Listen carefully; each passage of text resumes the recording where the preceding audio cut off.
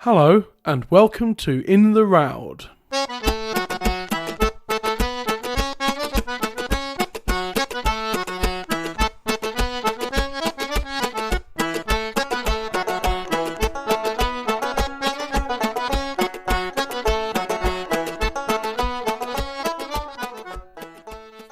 Greetings and salutations, dear listeners. This is In the Roud, a folk song podcast, and I'm your host, Matt Quinn. Join me as we travel through the world of traditional folk song, one song per episode in the order they appear in the Roud Index. Each episode usually features two guests, one providing an historical look at the song, while the other will be a singer from the folk music scene to talk about their own version of the song.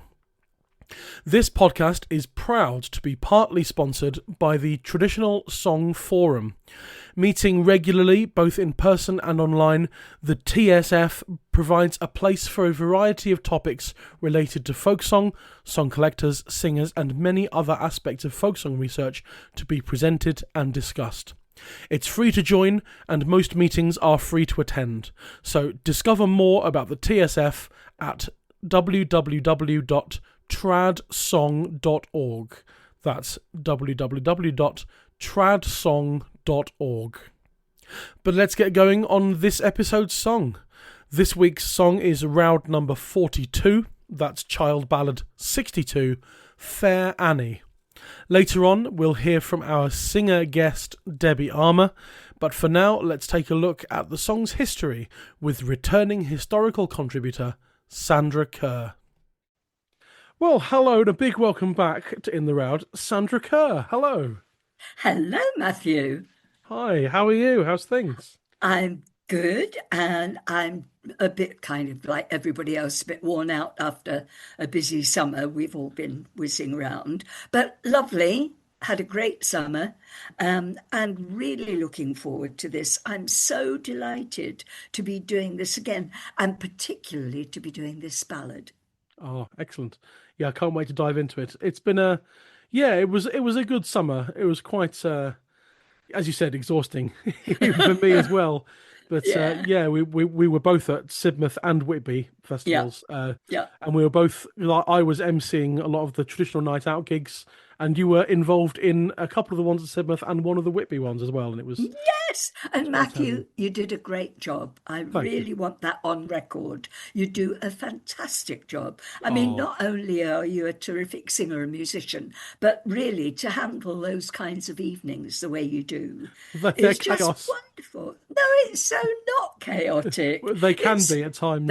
I'm sure, but I haven't been at any of those. That's right. Just wonderful. I really enjoy them. Thank you. That's very kind of you to say. The Sidmouth ones were good, and not sure I emceed you at Whitby because you were in one of the ones that my dad emceed at Whitby, because that was the Oh, night that yeah, that's right. because that was I the night was. when it was the Northumbrian sector, because I know. because Alistair Anderson and David and Joey Oliver. And Dave and Joey Oliver, and then me. And so I played with them, which was great. I love playing with That's them. why I think Dad got you in for the house tunes, didn't he? For He did, a he four-piece did, house tunes. which was great fun.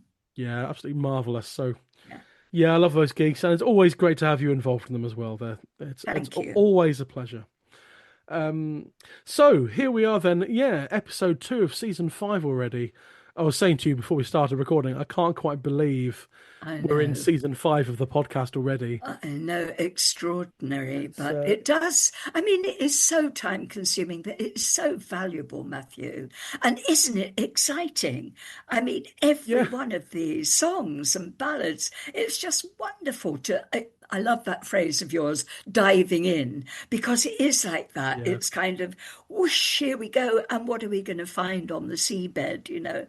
Wonderful. exactly. And a lot of the guests have said that it's lovely to really delve into one song in depth, because Yeah, normally what we do as professional musicians and people who make albums and go on and do gigs and things is that yeah. we learn the song and we do enough research so that we can do a couple of minutes of talk in a gig before the song, and then a little bit more research to write a paragraph for the sleeve notes on the album.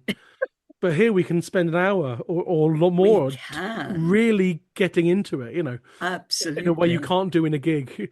I Yeah. think it was a mutual friend of ours, John Doran, came on the Patreon, Oh, and right. for 3 songs, and he was saying Yeah. that he said, "Yeah, I'm sure a lot of performers would love to do an hour's chat and 2 songs in a gig.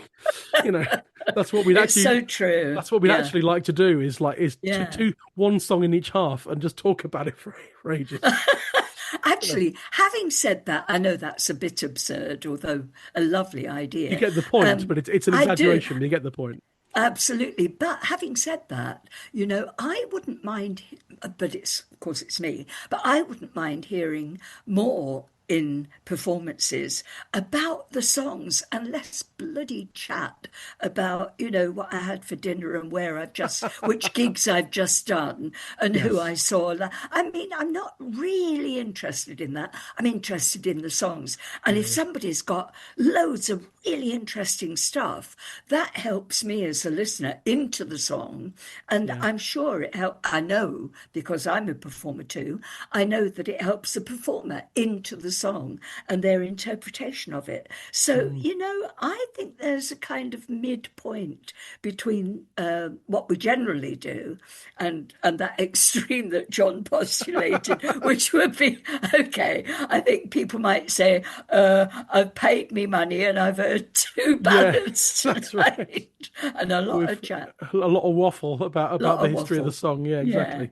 yeah. Well, yeah, maybe there's. I mean, because I now run a sort of folk club gig series in Sheffield, but there isn't there's a lot of songs, obviously, but maybe there's scope for some kind of gig series where from the outset it's advertised as a gig like that where the performer does maybe 4 or 5 songs in each half with a lot more Oh, chat. wow. Maybe That's, there's scope for or an event at Whitby Folk Week, like 1 gig a day, where someone, I guess, does that sort of thing.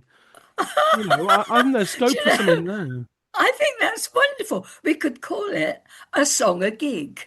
A song, What do you think? a folk song, a gig. That's A right. folk song a gig.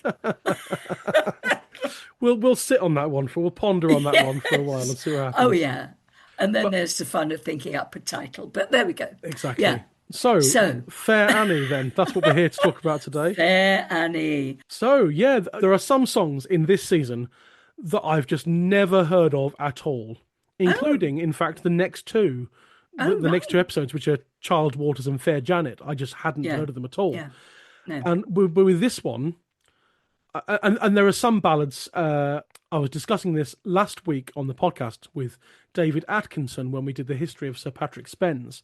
Uh-huh. This idea that a song like these can effectively not be in the oral tradition, but we, or at least the evidence we have, they've never turned up in the oral tradition.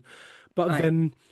then all you need is one relative, quite well-known person on the folk revival to sing it, and it spreads like wildfire. Yeah. And Sir Patrick Spens, all it needed was Yeah. Nick Jones, track one, Yeah. album one for Nick Jones, Yeah. and Yeah. then Martin Carthy a few decades later, and it's now a really well-known song. Yeah. And with Fair Annie, I wasn't aware of it at all, apart from the recording by Peter Bellamy. Oh, right. Which, of course, and it was hugely influential. I mean, it was Yeah, the point I was going to make that so many revival singers who've since recorded it have cited Peter's original recording as the inspiration for theirs. It doesn't mean that they've then faithfully recorded exactly the same version.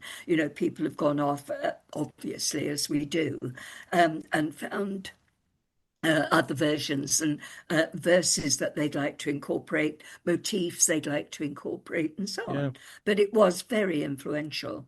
absolutely. And so, yeah, that's my only knowledge of this song is hearing the recording by Peter Bellamy.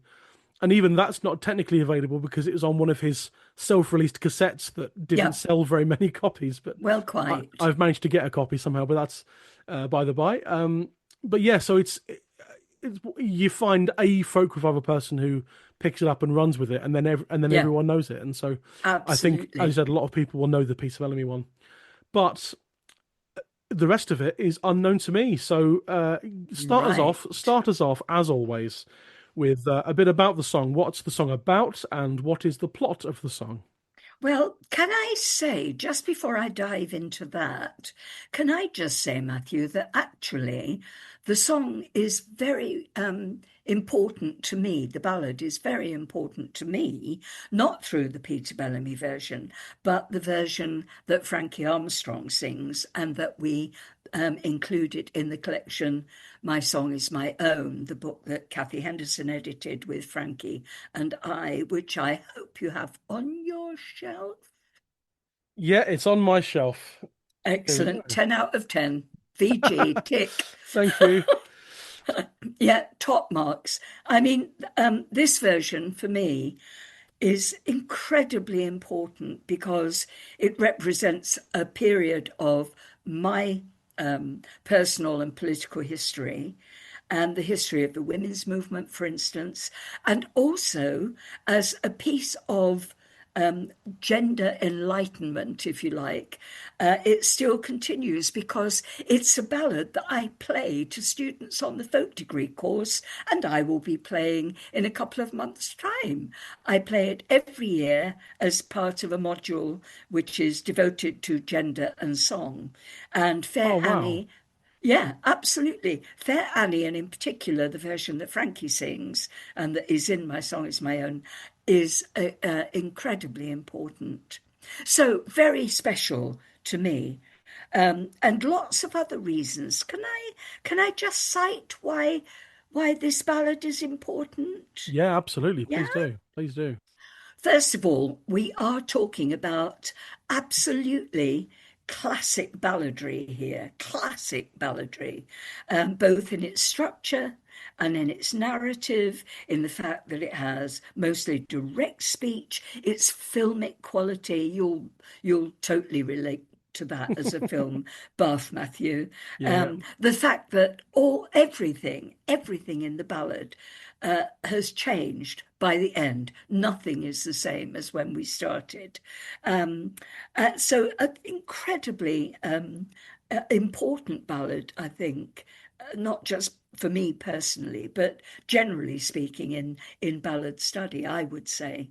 And certainly musically, oh my God, musically, it's just extraordinary as well. So, very important. Now, the main thing, do you know what I've written at the top of my notes? I've written the word sisterhood, Okay. because not only is it a word used by both Frankie and another singer, Emily Portman, who recorded a version, we'll get on to that later, that it's a ballad, but it's really important in terms of what it conveys about women's relationships. This ballad is about the discovery of two women that they are actually sisters. And the outcome of that discovery is not sibling rivalry, but real sisterhood. We'll come on to it in the political sense, if you like, certainly in a feminist sense. So, sisterhood is at the heart of this for me. Let me tell you the story, and you can chip in, Matthew, if I'm not clear or if I miss a bit out. But here's the story. Okay, I'll see what I can do. Okay. Um, we're told right at the beginning that a woman is being instructed to now sleep in a single bed and to learn to lie by herself. Now, the implication of that is that she's been in a double bed with another person, and of course, in these times, How and it's scandalous. Yeah. how scandalous. Well, it is, but it isn't as well. We'll come on to that because it isn't totally scandalous in the historical context. But back to the story. So this poor woman has been chucked out of her bed and she has to go and sleep alone because she discovers, and she's told, and we're told, that the man she has been living with and to whom she has borne 7 sons and is with child again to him, he is going to get a proper wife. He's either going over the seas to fight to fetch one, or there's one on her way already. So this woman who's had all these children, she has been ousted from this deep relationship she's had with the man, let alone all the children she's had, because he is finding a proper wife with whom, he tells her, he will get golden gear, which he never had with her. So oh, here we go, here we are, the cash nexus is at the heart of this ballad as well. So she's being ousted. We have some marvelous poetic moments in the ballad which are so poignant, where, for instance, she's told that she should let her hair down. And the significance of that is that unmarried women wore their hair long and braided, whereas older women, married women, women in quote, proper, unquote, relationships, wore their hair bound and up away, out of sight. So she's told that she's got to let it down and look as though she's a maiden. I mean, this poor woman is just being treated so badly. Can I just say, Lord Thomas, who is sometimes named as the other protagonist in this ballad, Lord Thomas is so not my favourite person in any of the ballads. Well, yeah. I know, Mhm. absolutely. He treats this woman absolutely appallingly. He turns out to be shallow, he turns out to be acquisitive, he turns out to be cruel and unkind. I mean, not only is he turning her out, what about all these seven sons? What's going to happen to them when he Indeed. lies to his new wife? Anyway, so this is the kind of scenario. Uh, Now, what happens when this woman is welcomed into the house by Annie? She comments and on the hall and the food and the wine that she's presented with and so on, and says how wonderful it all is. When she then goes to her bridal chamber, Annie, poor Annie, it should be called Poor Annie, this ballad, not Fair Annie. Poor Annie has to go and dress her in her bridal bed, in her bridal room. And while they're doing that, the the new bride says to her, um, "Who's your father? And who's your mother? Who's your family? Because you look so like a sister that I had."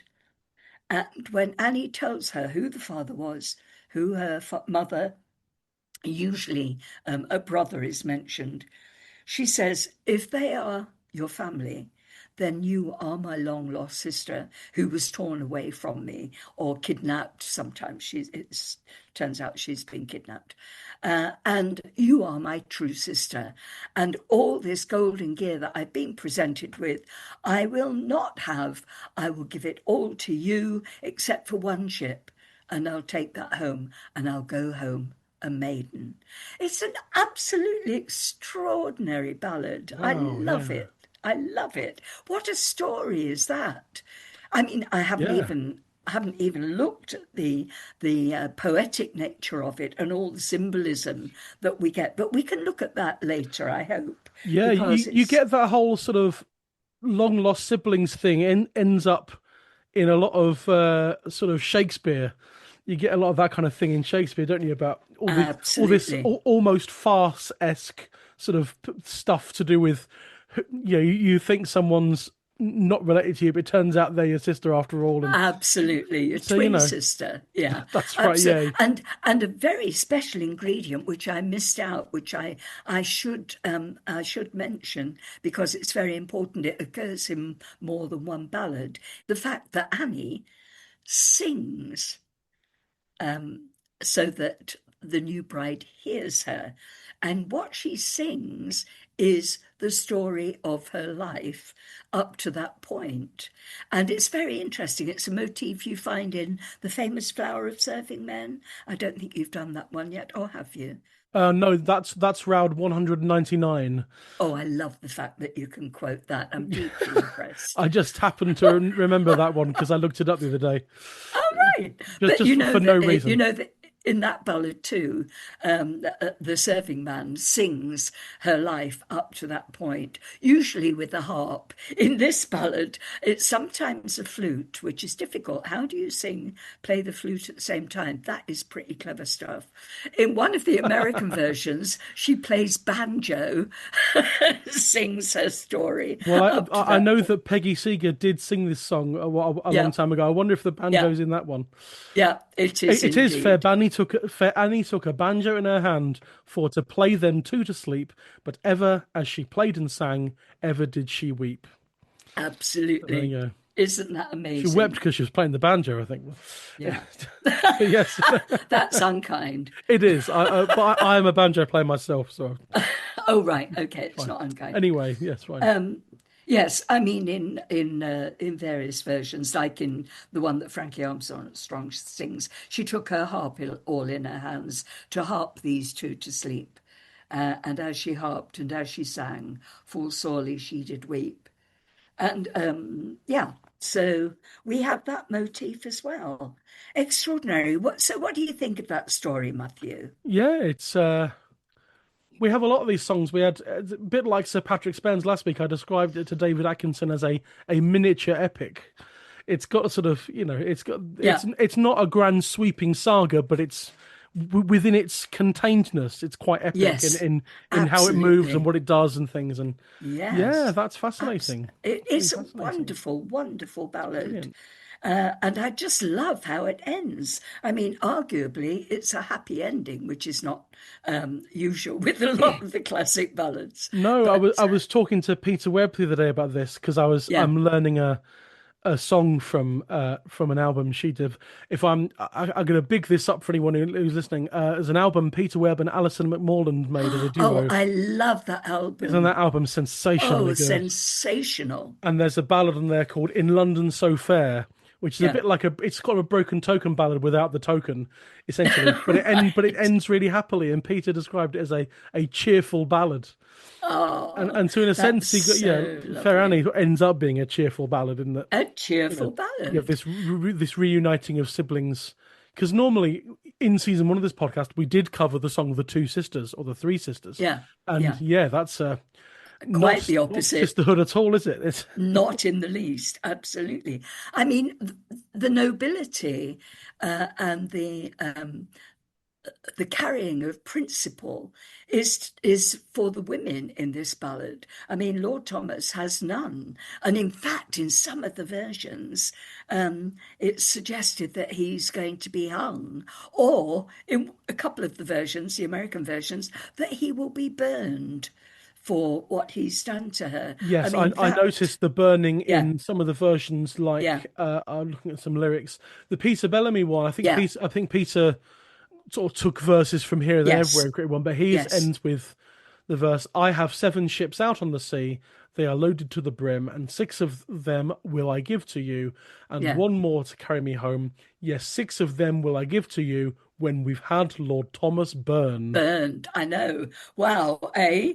I mean, in a sense, I do get the feeling that that is a bit of an add-on by by ballad makers who kind of go, "Ooh, wait a minute, this is He ending a bit too happily. We can't have that. it We'll needs burn him." someone needs to die at the end of this ballad. Yes, absolutely, But then you get absolutely. there's a handful of versions of Lord Randall that ends with the titular character Yeah, wishing hell and fire upon the the sweetheart who has wronged him.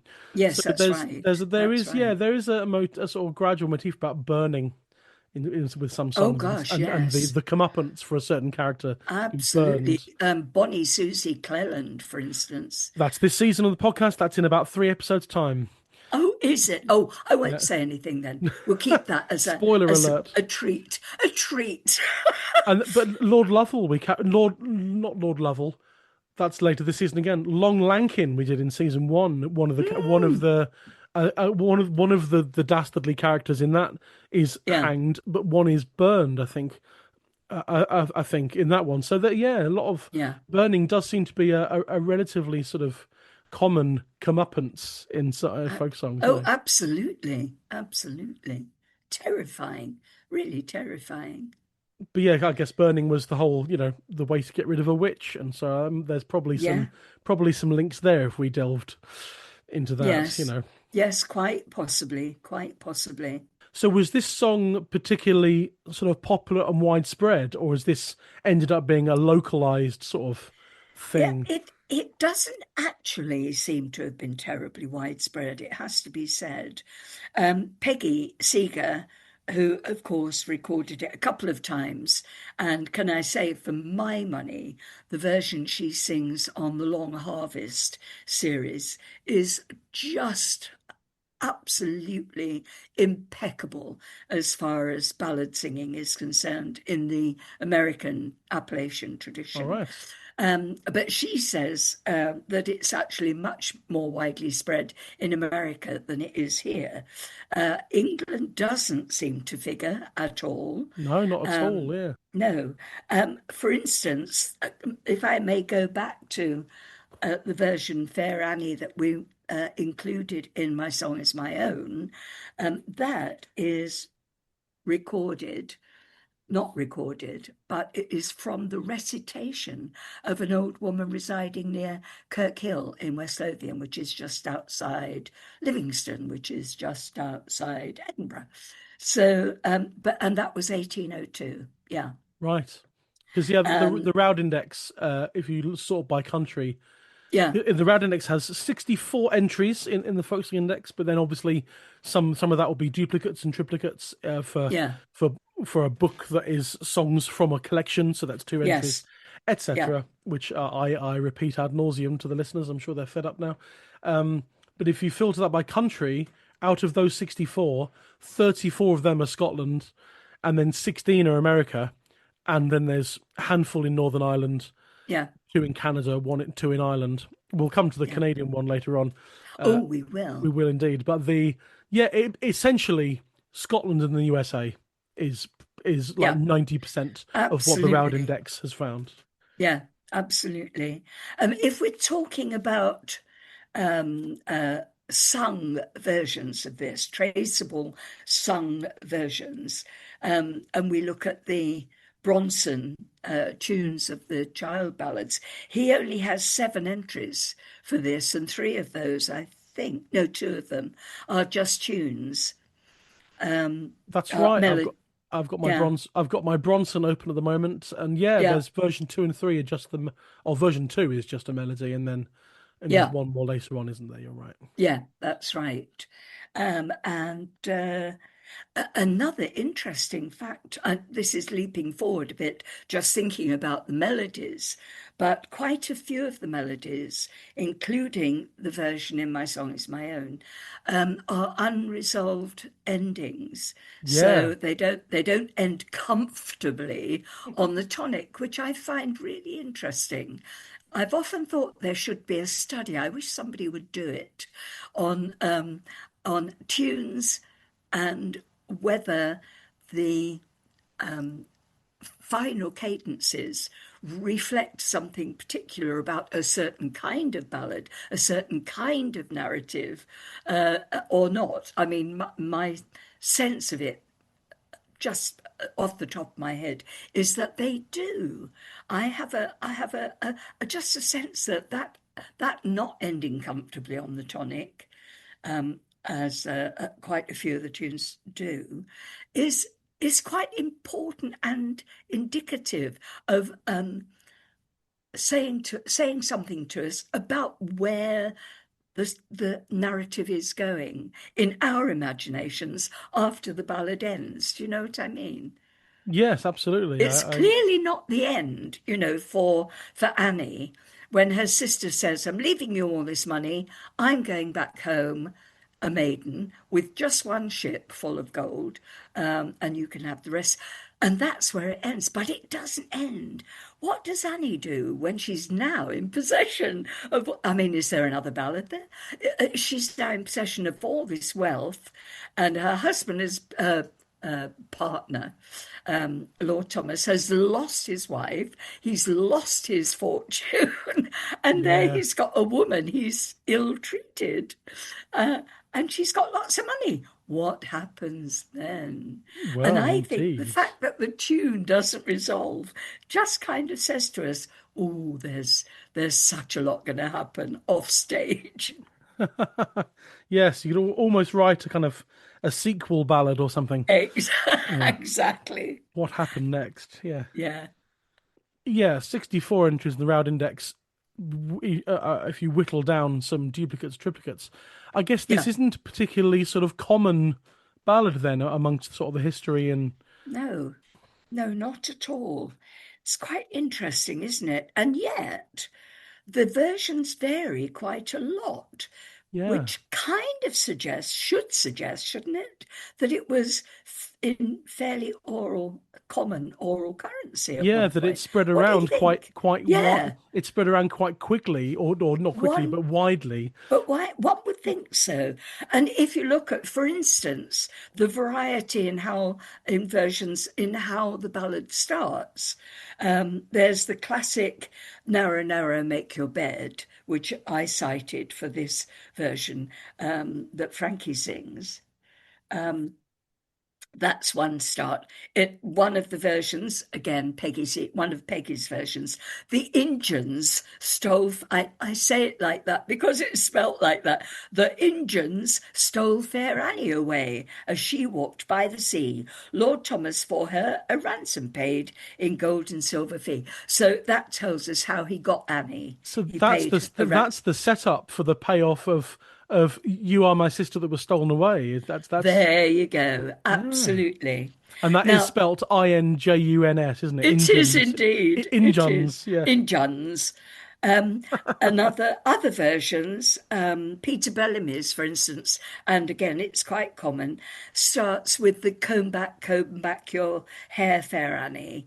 That motif, Yeah.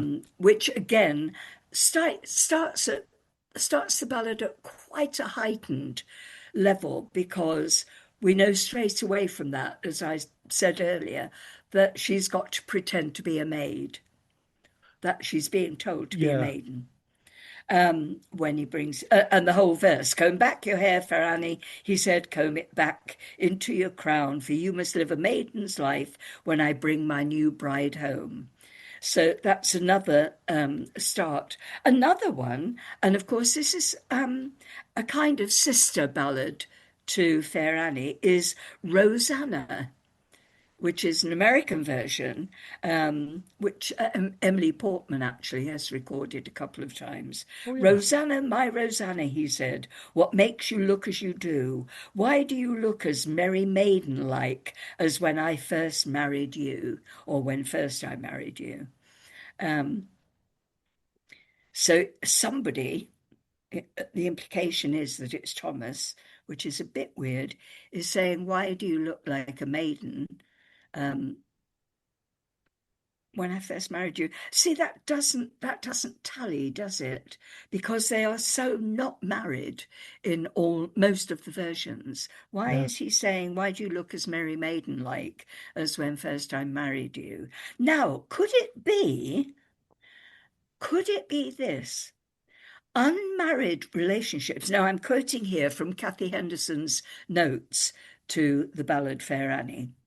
She says unmarried relationships not only coexisted openly with marriage for many centuries, but the position of the unmarried wife was legally recognised in Scotland until the 13th century, with her sons entitled to succeed to their father's property and title. Not that this made the position of women unmarried, married, or concubine any stronger without support from each other. Sisterhood was an all important bond in circumstances like these. So, I mean, it could be that although people were not officially married, what their relationship was looked upon was as a marriage. Yes, that's Yeah. right. I remember Vic Gammon talking to me about that on it might have been one of the Patreon episodes or it might have been a podcast episode because there was a song that featured uh line about that's not one of those ones about the maiden saying to the man, "That's not the promise you made me," and you promised me this, and all that sort of thing. And because Yeah. along, in the old days, as it were, back then, a promise was as good as an engagement or even getting married sometimes. Yes, And indeed. and so Indeed. yeah, that all feeds into it, doesn't it? Yeah. Yes, it does, indeed. And also, I think we should note that this story that we find in Fair Annie um, is not actually as far-fetched as we might think. Catherine Swynford, who was the long-time mistress of John of Gaunt, eventually became his wife, but she'd been his mistress and had children to him beforehand, was eventually married by him, and through their legitimized children, she became an ancestress of several royal dynasties. So, it's out there. Or when I say it's out there, it's in so-called proper history as well as in balladry, and incidentally, do we not find this? Ah, no, I'm mixing it up with something else. Um, I'm thinking about the legend of what's her name? Poor Griselda, is it? The patient Griselda. Peggy mentions this in one of her notes to Fair Annie. She says that the patient Griselda legend is what this ballad is related to. Patient Griselda was a legend which you find in the Decameron and in the Canterbury Tales. Yes? Okay, right. Yeah. And it's about a woman, Griselda, poor woman, who is married off to a lord, a rich, nobleman, who, when she has children, to test her fidelity, good grief, tells her he's going to murder her children. Oh, Right? He then takes them away. She assumes they are murdered, but still, as patient Griselda and has fidelity towards her husband, she endures all that, much in the same way that Fair Annie does in the ballad. So I think, in a sense, it's right that Peggy should make that link. You know, yeah, that's wow. I know. Yeah, blimey. I know. He hasn't actually murdered the two children, incidentally, in the Griselda legend. He hasn't. But No. is that not appalling behaviour? Isn't that Even isn't that similar? Basically, the Abraham thing in the Bible about killing there your you go. son to prove your love for me, God. Yeah, It's all yeah that as well, it's isn't it? Yeah, dreadful, isn't it? I mean, it's a shocking motif, which is clearly ancient, is clearly totally misogynistic. yeah, Although, of course, what you mentioned as far as Abraham and Isaac are concerned is a father and son. But, just appalling, coercive behavior, we would call it now, wouldn't we? yeah. Absolutely, yeah. It's dreadful. You see, I know I've gone on alarmingly about this in the past, but I'm going to do it again. You see, for me, as a performer, making that link and even naming the type of behavior, like using the term coercive, which wouldn't have been used then, but we would use now for that kind of behavior, gives me a way into a ballad and a sense of how it should be interpreted and performed. Yeah, yeah. Yeah, Absolutely, yeah, I know a lot of your scholars go poo poo. That's got nothing to do with anything. It's what are in the collections and what has been collected and so on. But I really always have to challenge that and say, for me, at the end, and I know I'm not the only person in this, the only singer who feels this, but for me, the ballads really only exist when they're being sung. yeah. And Right. if we're going to sing them, we need to understand them, and we need to have, I'm going to use Stanislavski here, an application of the idea of if to a role and go, blimey, if that was happening to me, how would I feel? And that would help me into interpreting the ballad. Yeah, absolutely. I remember seeing Whitby Folk Week, what a long, long time ago, maybe 10, 12 years ago, the American singer Debbie McClatchy Oh, yes.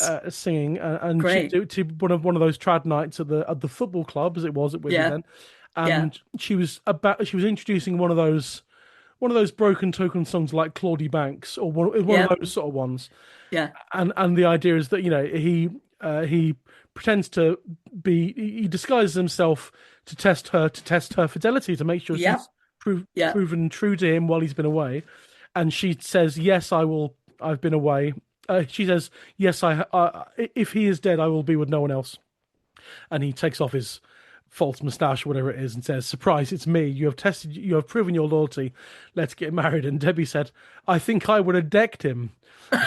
You know, you Ah, know, that is so much about identifying with the yeah, material that you've got, and I just love that. Yeah, I loved Debbie McClatchy. I thought she was great. yeah, it's Loved her absolutely singing. Loved her wonderful. banjo playing. Yeah, Yeah, loved her whole attitude to what she was doing. but yeah, so you do have to. I mean, you don't have to, but I think it's good to you apply. I mean, that's what we do the podcast, and we'll talk about this a lot more with Debbie later on. I imagine talk about what these songs mean to current eyes and ears. To modern with modern sensibilities. Yes, It's not yes, just about this was acceptable 300 years ago, but nowadays this not that it yeah. should have been acceptable that this behavior 300 years No, ago, no, but yeah, but it was, yeah. and it's not acceptable now, and then you get into a conversation about if this behavior in this ballad are not acceptable now, should we sing the song and Ah, should we not sing the song because unacceptable, or should we sing it to remind everyone that this sort of thing shouldn't have been acceptable? And so there's all sorts yes. of things to consider this sort of thing. Absolutely. Not only that is such a good point, Matthew, and I absolutely concur. And I'd add to that, tomorrow I'm going to be working with freshers, new students coming into the music department at Newcastle I University. remember those days. Yes, happy days. I'm going to be working with them. I'm going to have a big choir made up of folkies, of people doing, just a straight traditional, not traditional, but a music degree, pop music, composition, Oh yeah. and so on. I'm going to be working with big group. And, I'm going to be doing the song, an arrangement I've made of the song and the traditional tune, The Peacock Follows the Hen. Oh right. Okay, now this issue that you've outlined quite very well just now occurred to me. I was thinking, you know, um, the sensibilities about sexual engagement during the time of Burns and a wee bit earlier, when this tune and this song were very popular, were appalling when you think about it. But now, do we not sing those, or do we sing them to show how far we've come? You know, Or not come, as sometimes the or case may not be. come. Absolutely take that point as well. Yes. But sometimes, especially in contemporary society, when so many of us are despairing of what the world has become, we have to be aware of what has changed for the positive. Hmm. And I think looking at issues that are exposed through ballads like Fair Annie, through texts like The Peacock Followed the Hen, through all broken token things, through legends like The Patient Griselda, all those things, it forces us to go, some things have changed for the better, or to take up your point, if they haven't, then and they're still there, we still have to confront them, you know. Yeah. So it's really important stuff. Really important stuff. Absolutely. Yeah. Yeah. A question I normally ask. Oh, quite a while ago. We've been talking for quite a while, and we haven't got to this question yet. But how far back can we trace this song? Oh, this is wonderful. Yes, of course we must do that. Thank you for bringing us back to it.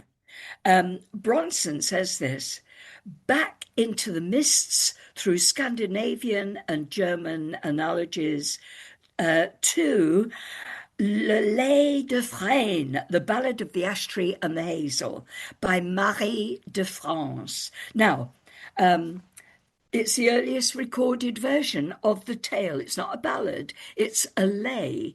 Now, a lay was a poem, but it often had ballad forms, poetic structures that relate to the ballad. It appears the earliest recorded version of the tale is 1180. 1180. Wow. Isn't that amazing? Now, Marie de France was a poet. Her years are 1160 to 1215. She was probably born in France, they say, but she lived in England during the late 12th century. She lived and wrote at an unknown court, but she and her work were almost certainly known at the royal court of King Henry II of England. Um, we go on to, I forget where I got this. Virtually nothing is known of her life. Uh, join the queue. Both her given name and its geographical specification come from manuscripts containing her works. But anyway, we do know that it came from Marie de France's epic poem, The Ballad of the Ash Tree and the Hazel.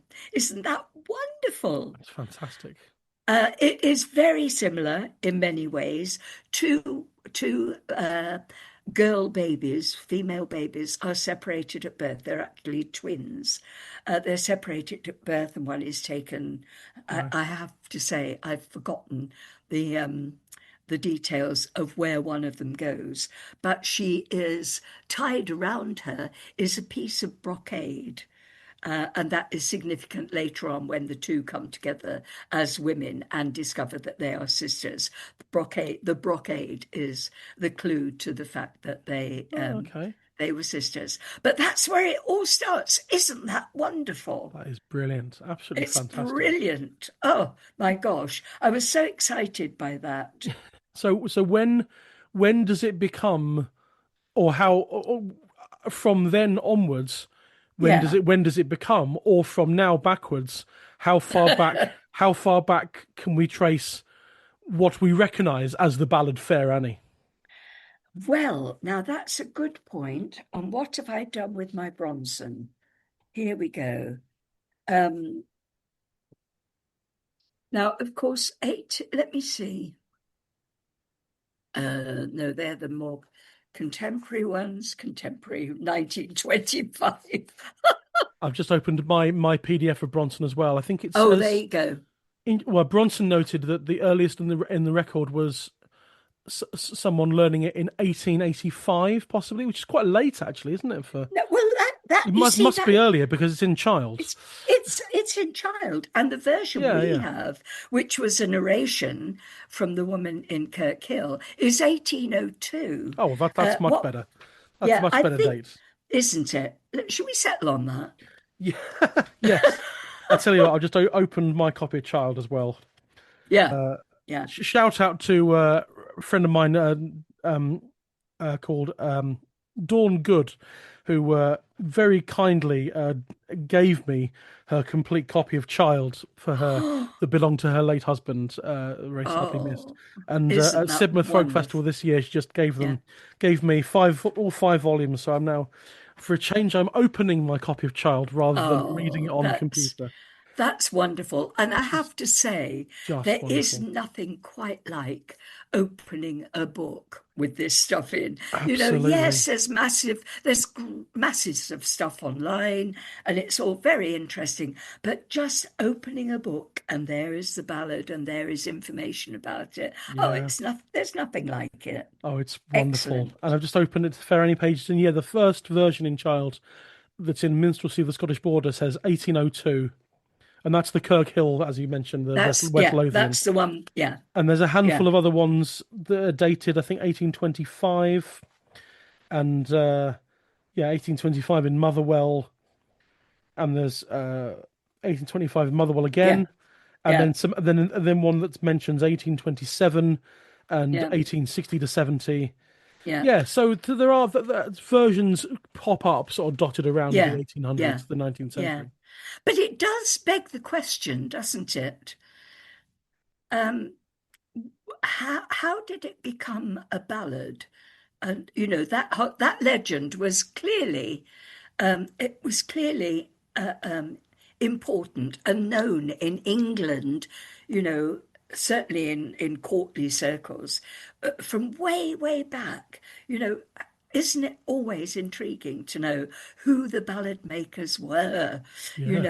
And we know what they drew on. We know they drew on legend and tales and stories from Decameron, Boccaccio's Decameron and Canterbury Tales and so on. We know they drew on that, and oral histories and so on.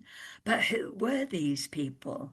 Who were they? It's I just know. marvelous, I'd isn't it? love to know. Wouldn't we love to know? But yeah, so 1802 is Yeah, in its current form is how far yeah, back we can take this. absolutely. That's still pretty good though. I Um, think so. I think and so. yes, I mean, right. So, I mean, yeah, we should talk about mention some of those other versions in Child, I suppose. We could also look at the poetry of it and the symbolism that's contained in it, because it does Yeah. have some very beautiful and some very intriguing um, um, elements, I think. You know, Peggy says, for instance, that there's a lot of Freudian symbolism. Is Well, there? is it? Well, she cites the three verses in which Annie balances herself as predator against her seven sons.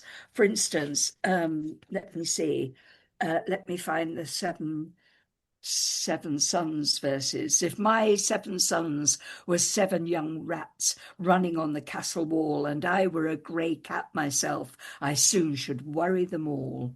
If my Ah, seven sons were seven young hares running on yon lily lee, and I were a greyhound myself, soon worried they should be. So, yes, I mean, what is the symbolism there? What is going on that she should yeah. set herself as predator? Isn't that interesting? Oh, Yes, except, I did find one. I can't remember. I've got several million sort of internet tabs open and books open, and I found one that mentioned Greyhound in that section. yes, yes, Oh, there we indeed. go. There's one. It's the fourth version in Bronson. The one which is oh yeah, which is I've got a copy of it. I've got Yeah, a physical copy I've of it got as it. well, which is in I've got it. it's Me in too. Sharps and more Carpellese's English folk songs from the Southern Appalachians. Ah, I've right. got Yeah, my friend of mine. yeah. Shout out to John Roy, friend of mine, lent me his copy. Oh, Lent me his copy of this, people are and so good, aren't they? I Really? know. And so in this one, I wish my sons were seven greyhounds, and I was a fox on the hill, and they might have longer breath than I, that they might worry me down. I know that's And an that, odd one, and isn't that it? doesn't rhyme either. Doesn't rhyme. It's got an extra line as well, which is quite But interesting. yeah, Hmm. we got greyhounds in that one. I thought that was a rather good Yeah, variation. yeah, Greyhounds and absolutely. fox. They crop up a lot, don't they? Were they significant Oh, and then in, later on in the same version, she fluted yeah, east and fluted west. She fluted loud and shrill. She wist her seven sons were seven greyhounds, and yeah, her a wolf on the oh, on hill. the hill.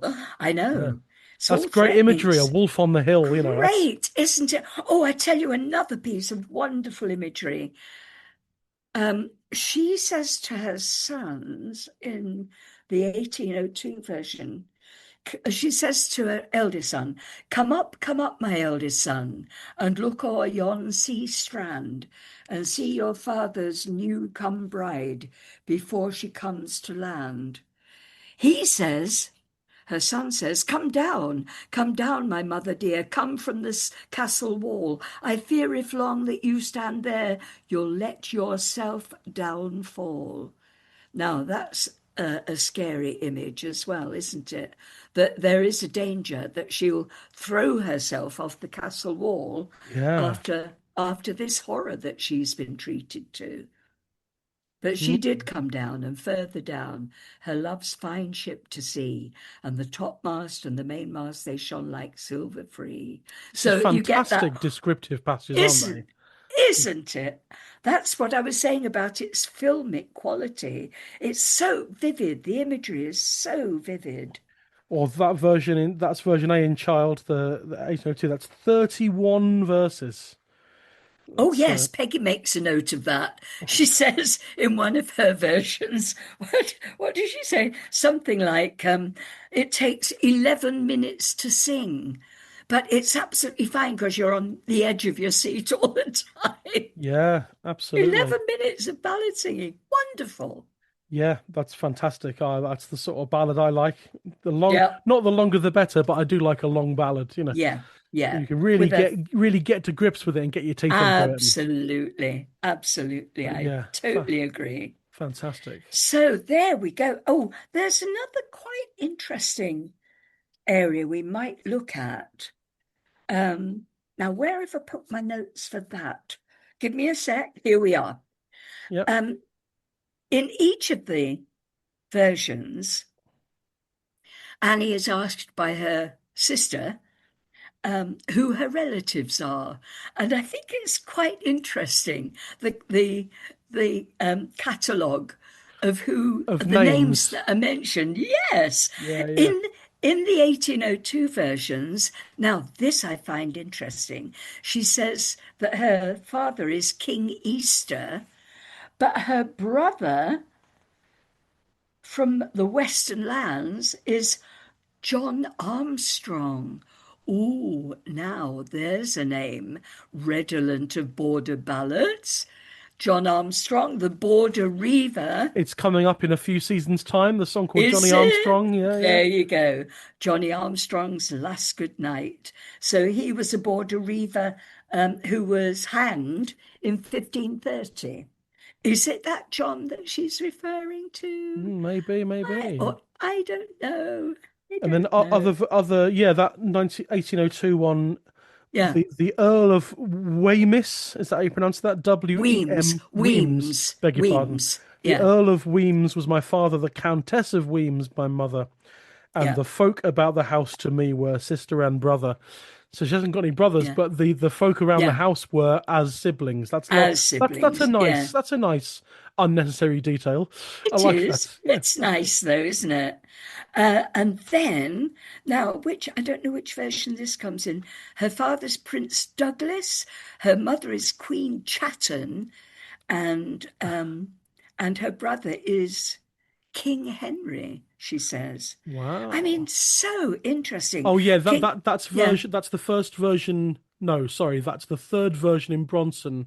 That's Ah, that's where I came Damascus, across that. Vancouver. Uh, There we go. Prince Douglas, Yeah, Queen Chatten, King Henry, my brother, and Queen Mary, my sister. yeah, yeah, And I found, sorry, version B in Child was sort of flitting around here. yeah. King Henry was my father dear, Queen Catherine my mother, Lady Anne, she was my sister dear, and Frederick was my brother. Oh, wouldn't it be fascinating to chase these up? I Yeah. mean, are they significant, or did the ballad maker just choose, some Yeah. popular names that were around? Version E in Or, Child from Jameson's popular ballads. yeah. The Earl of Richmond was my father, and the Oh, lady was my mother, yeah. and the bairns beside myself was a sister and a brother. A brother. Yeah, but not Yeah, named. not Not named. named. And then your King Henry and Queen Easter and Prince Henry again. Yeah, there's some variety there. Oh, Stunning. here's a much longer one, version I in Child, Yeah. Kinloch manuscript, composed of Oh, three yes. recited versions obtained in the west of Scotland, goes on for 45 verses. Gosh. But there are some of those dotted lines, which means there are some bits omitted or bits Yeah. missing. Yeah. So it's 45, not including the bits that are missing. Oh my God. King Henry was my father. Queen Eleanor was my mother, as in Ah. Elsinore, but without the S. Yeah, yeah, yeah. Eleanor. Elinor, yes. Fair Marion was my Oh sister, and gosh. Earl Robert was my brother. Goodness me. I mean, they're so specific, aren't they? Yeah. And when they haven't got any ideas, they're just the folks around in the court, or they're just a sister and a brother without any I nomenclature. was just looking through another one because actually they keep getting longer. Version J in Child, Buckland's manuscript, is a whopping great 56 verses with no omissions, no dots to omit. And I'm just scrolling through to see about the names. Yeah. I should have made a note of this earlier. This is so long; it's quite hard to scan through it to find the names, if It'll there be are any near the names. end. It It'll will be be near near the the end end. because when she says, you remind me of my sister. Who were your family? No. Yeah, this one seems to be quite a sprawling Oh, right. Okay. version, and I can't. I'm looking for any people's names, and I can't quite uh, see anyone's names Not without to a worry. without a proper in-depth look at that one. Yeah, yeah. I mean, I think we've just made the point Oh yeah, that that indication or that recitation of names is another clue to how widespread it was and how different the versions were. It's absolutely. just, yeah, wonderful, So wonderful considering how ballad. widespread it is, or it Yeah, seems, I mean, not in terms of number of versions, but in terms of how far geographically it spread, yeah, Scotland over to yeah, America yeah. and Canada, there Oh, yeah, we did mention Canada earlier on, and we'll come to that in a second.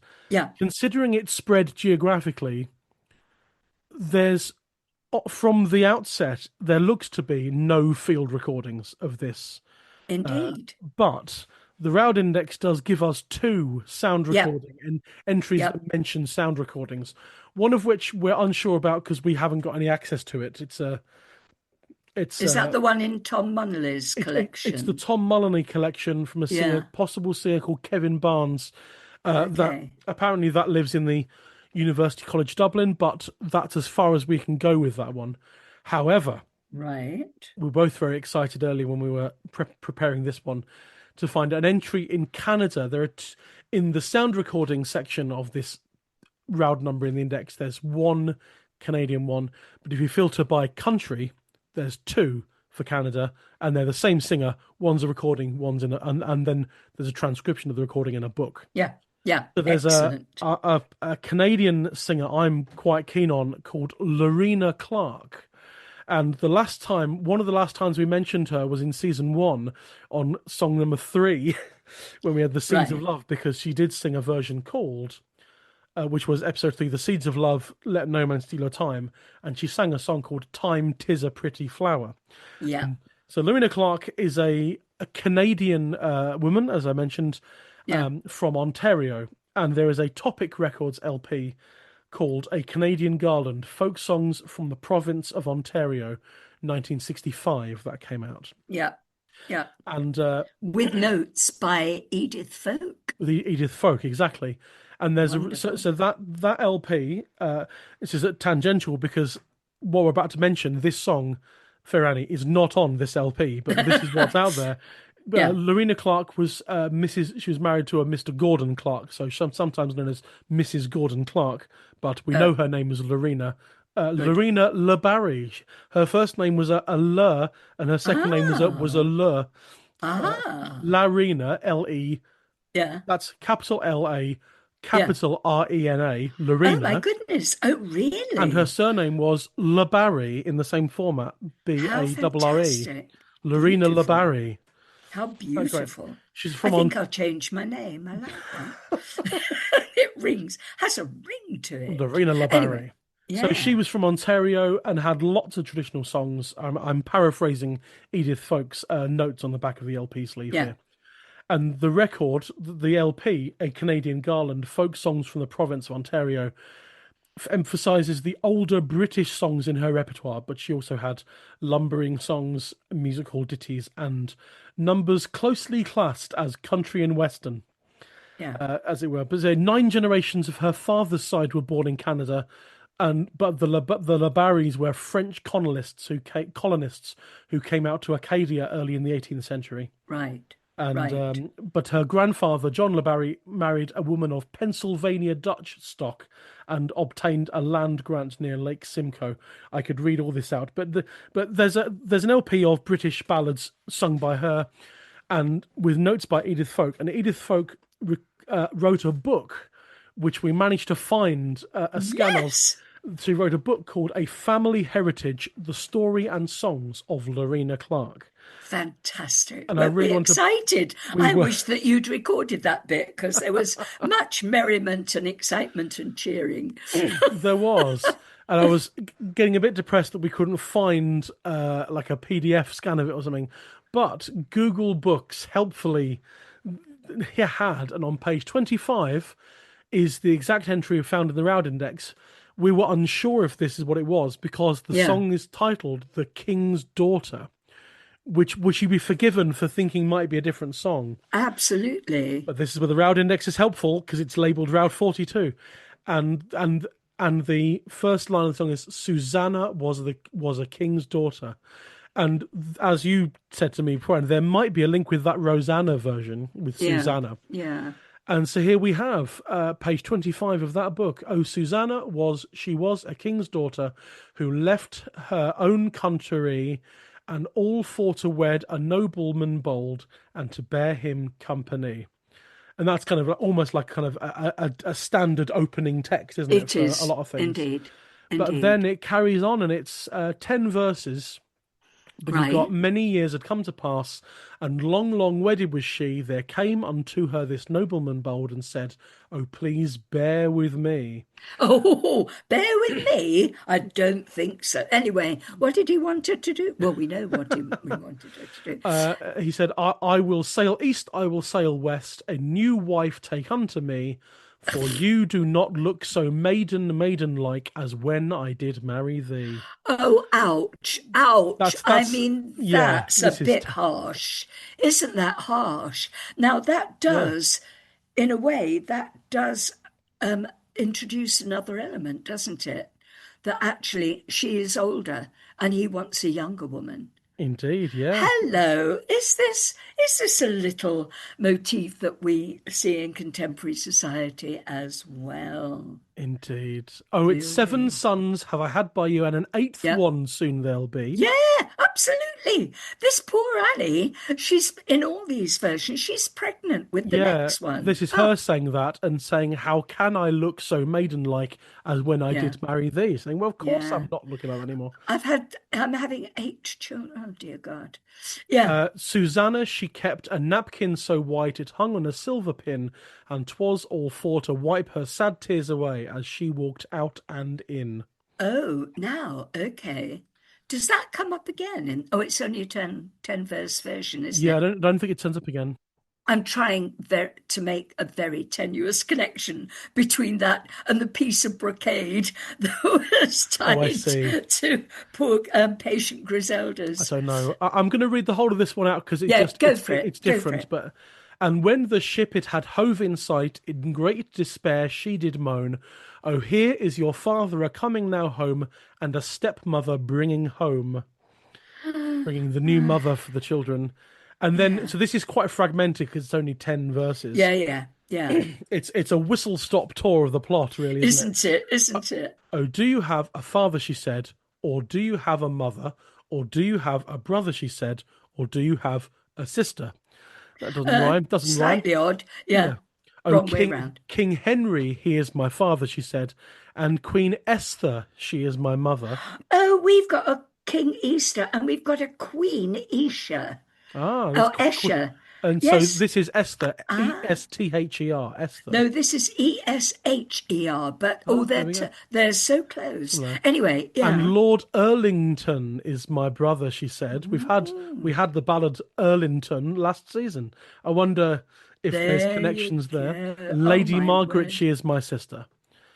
And then the reply verse, O King Henry, he is your father, you say, and Queen Esther, she is your mother, and O Lord Erlington is your brother, say, then I'm sure that I am your sister. Your sister, yeah. And then it ends with a verse, and dressed all in her robes of gold, and a numbering servants of three, there had come unto a sister so dear, and all from her own country. Ah, So that's kind of, it just rounds it that's out, really. It's it a very does, quick doesn't rounding it? out. Yeah. But all it's saying is that she's found her sister. We Yeah. don't have that. that sisterhood in the other sense, Nor in the that comeuppance for the Lord, for the Lord. or the No, that's interesting, yeah. isn't it? And then Edith Folk has some a little bit of notes here. This which child titled Fair Annie is an old and rare ballad about a man who steals a girl from her home and carries her over the sea. Mm. The story, blah blah blah blah blah, was told in an old French lay before 1200. There we go. Edith did her research, and I similar spoke sooth. I spoke sooth. Yes. and similar ballads are sung in Denmark, Sweden, Holland, and Germany. Mm. It was Mm. popular in the 18th and 19th centuries, but only a few versions have turned up since. Lorena Clark's text is similar to one Hubbard found in Utah, which has the King Henry and Queen Esther names. I think that one might be one of the ones in Bronson, possibly. I know Okay. I spotted the word Utah there. The name Queen Oh, Esther right. is strange. J. Ran, whoever J. Ran is, someone Mm. of note to Edith, thinks Yeah. it may have been borrowed from the story of Esther in the Old Testament. Oh, Esther. What's the story? Oh God, I am I don't so know. not the person. No, I know. But isn't she's patient Griselda. Was she either? Oh God, I seem, or am I thinking of Ruth? Might be Possibly. I thinking of don't know. Ruth. We're not up on my Old Testament. Oh, nor me. But I'm sure there's a link there. I'm Okay. sure there's a link either with patient Griselda or with this. Oh, sisterhood thing. I'm going to look it up. So not now, obviously, Yeah, yeah. but so it's tell me that There's a last bit. story of Esther in the Old Testament. That's all that they've Yeah, said. I'm going to make a note. Story of how do you spell Esther? E S T Esther. H E R. Got Esther. that. And I'm Edith then just finishes off by saying yeah. it is because of this section in the book, in Edith's book, we've talked this quite a while now. This book by Edith Folk, A Family Heritage. This song turns up in the section labeled Classic Ballads, the Yeah. songs of Lorena Clark. Interestingly, the next song in that section is Lord Gregory, which will come up in about 7 episodes' time in this Oh season. wow. Oh, that's good. And Lovely. that is on the LP, A Canadian Oh, Gold. excellent. That's all there. Oh wow. However, the next section in the book is Yeah. labeled something else. I can't actually remember what it's called, but Edith ends that section by saying, "It is interesting that the stanza about the napkin hung on a silver pin and the name of King Henry appears in Lorena's riddle song, King Henry Has Set Me Free, which turns up in the next section of the book. Oh So my there's some there. So I wonder, goodness. how those two interlink or not. Well, do you know? Do you know? I mean, it is a motif, isn't it? A recurrent motif. I mean, you could think of it in the silken handkerchief. Um, Yeah. Songs um, of True Love, that's the section. King yeah, Henry has set me yeah. free. A princess was I in a So castle high. King Henry has set me free. yeah. So is it a love token as well as And it's two verses. A napkin hung on a silver yeah, pin. King Henry has yeah. set me free. There we All go. for to wipe my tears of sin. Yeah. King Henry has set me free. Now I'm Queen Esther in a castle high. King Henry has set me free. There you That's go. very Oh linked to my, Ferrani, to Lorena's isn't Ferrani. it? Isn't it? You almost wonder whether Lorena couldn't remember some affair of the King's Daughter and just took bits from this King Henry has set me free verse song. Well, we know this does happen with ballad singing, don't we? We know that singers leap off into other bits of other ballads that they didn't mean to go into, but because they're so close, Yeah. they do that. I mean, it's easily done. Do you Anyways, know that? Sorry, I that's was right. just going to say, do you know that wonderful story about a precentor on the Isle of Lewis who was singing? He was leading the psalms, and you know the way the Gallic psalms are sung. The minister sings the first line of the next verse, and the Yes, that's right. congregation follows. And apparently, he was so into it that he went into some verses of Sir Patrick Spence, and everybody followed him. Oh wow, that's wonderful. I know, I love it. I But it's love just it. interesting that because this Lorena Clark one is the only entry in the Roud Index for Canada, and that's Yeah, not necessarily to say she was the only person in Canada who knew it, but no, that's as far as the evidence we have gives us. yeah, And I wonder how Lorena Clark got that. I mean, learnt from her mother, I think, is what it yes, said. but Yes, that's right. yeah, her mother. She had 7 or 8 pieces from her grandfather, didn't she? That's right. And oh yeah, But her grandfather Watson came to Canada from northern England in the early 19th century. ah, So that's probably ah. a link. Did I see a reference to Leeds? Somebody having her. Here we go. Rosanna. This is version 7 that Bronson has, Oh yes. which is sung by Mrs. Sally A. Hubbard in 1946. And it was learnt by her father, who'd learnt it in Leeds. Wow. So there we go. There is a link with England. The I Northern mean, I'm England. assuming that's Leeds in England. Are we? Are we assuming that? Possibly. Not sure. Circa 1865. That was her 1865. father, learned by Yeah, 1875. yeah, So, yeah. yeah, I mean it's interesting. I wonder if we can chase the Now that's, wherever that version came from.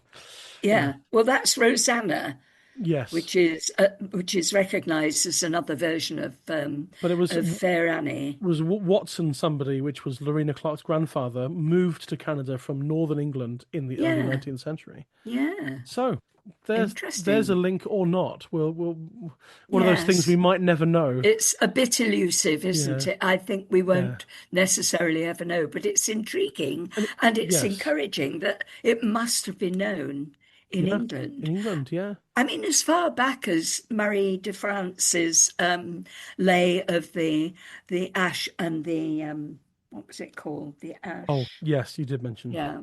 Anyway, the lay of the ash. yeah, Um, that's clearly would have been known in England because yeah. she spent time here. Well, there we So the go. legend certainly that carries this narrative was certainly known in England. Yeah, And if it was, and where was the court of King Henry then? Henry II. That was in the north. That wasn't in the south. It wasn't London at that time, was it? uh, Henry II. Let's have a look. Um, I know. I think I may be um, grabbing at very short hairs Maybe indeed. Henry Yeah, II, King of England from 1154 to his death in yeah, 1189. yeah. I'm not entirely sure if I can find out where the court was. But But I any think it was somewhere in the north. north. Well, there we I go. do. I do. Anyway, all of this Anyway, was a long tangential roundabout way of saying that there's no readily available field recordings that we no, might normally find on these no, CD releases by Veteran and Topic, but the Roud Index points us to two, neither of which we actually have access to the recordings of. yeah. But there's this possible Tom Molney collection, but it says collected in Glasgow actually, so Yes, that's probably I saw Scotland. that. Yeah, that And, was and interesting. then Lorena Clark in Ontario, Yeah, Toronto, Ontario, which we have no access to the recording, but it's in the Edith Folk collection. So right, so we know that right. it exists, Yeah. but not the access to it. So there'll be no clips to play in this episode, but it's almost not found in field recordings either, which brings us to a close, I think. We probably could have chatted about this for a lot longer, Oh, as I you and I think so. are wont to do. But we should, judging by the stopwatch app I run when we do interviews, we should leave it there. Oh, right. And Have we and been going for days? not quite, but it's anyway. Yes, but we should leave it there. This has been really fascinating, and I can't wait to take this discussion further with Debbie Armour in the second half of this episode. Excellent. And yes, Excellent. but Sandra, as always, thank you for being so enthusiastic about this and being up for this and devote giving up some of your time and time to it, basically. I love it. Thank you, Matthew. It really is such an exciting thing to do. I love being a folk detective because that's what it feels like. Yeah, I guess if this podcast was just the first half of each episode and that's all we're doing, it probably would have been called something like the Folk Detectives or whatever, but Absolutely. not. But yeah, Absolutely. lovely. And I'm sure there's even a possibility that we might see you again and hear from you again before this season is out. Oh, right. We'll come back. Remind me. I'll remind you after we've finished. Oh, right. Okay. I don't want to give too many spoilers to the Don't want to give too many no. spoilers to the listeners. Oh, listeners! I knew there was another ingredient. That's right. The people listening to this. Hello. Hello, everybody. But yes, there's a possibility we may have you back before this season is out, but we haven't quite properly confirmed that yet. But in the meantime, though, Sandra Kerr, thank you very much. You're welcome. A huge thanks again to Sandra Kerr for providing us with the history of Fair Annie. Normally at this point in the episode, we listen to some clips of traditional singers, but as Sandra and I discussed, there are almost none to be found. The Roud Index does list 2 sound recordings for this one, however. Lorena Clark and Kevin Barnes, we mentioned both of those, but neither of them seem to be easily available, the recordings, not the singers, so we'll just have to go without again.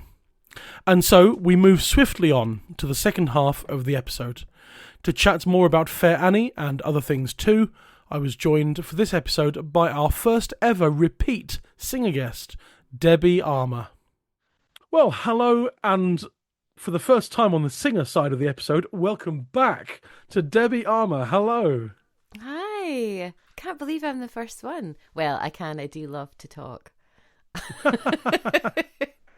Yes. Love a podcast. Yeah, we had a very good natter last time you were on, which was for Lord Thomas and Fair Eleanor. Yeah.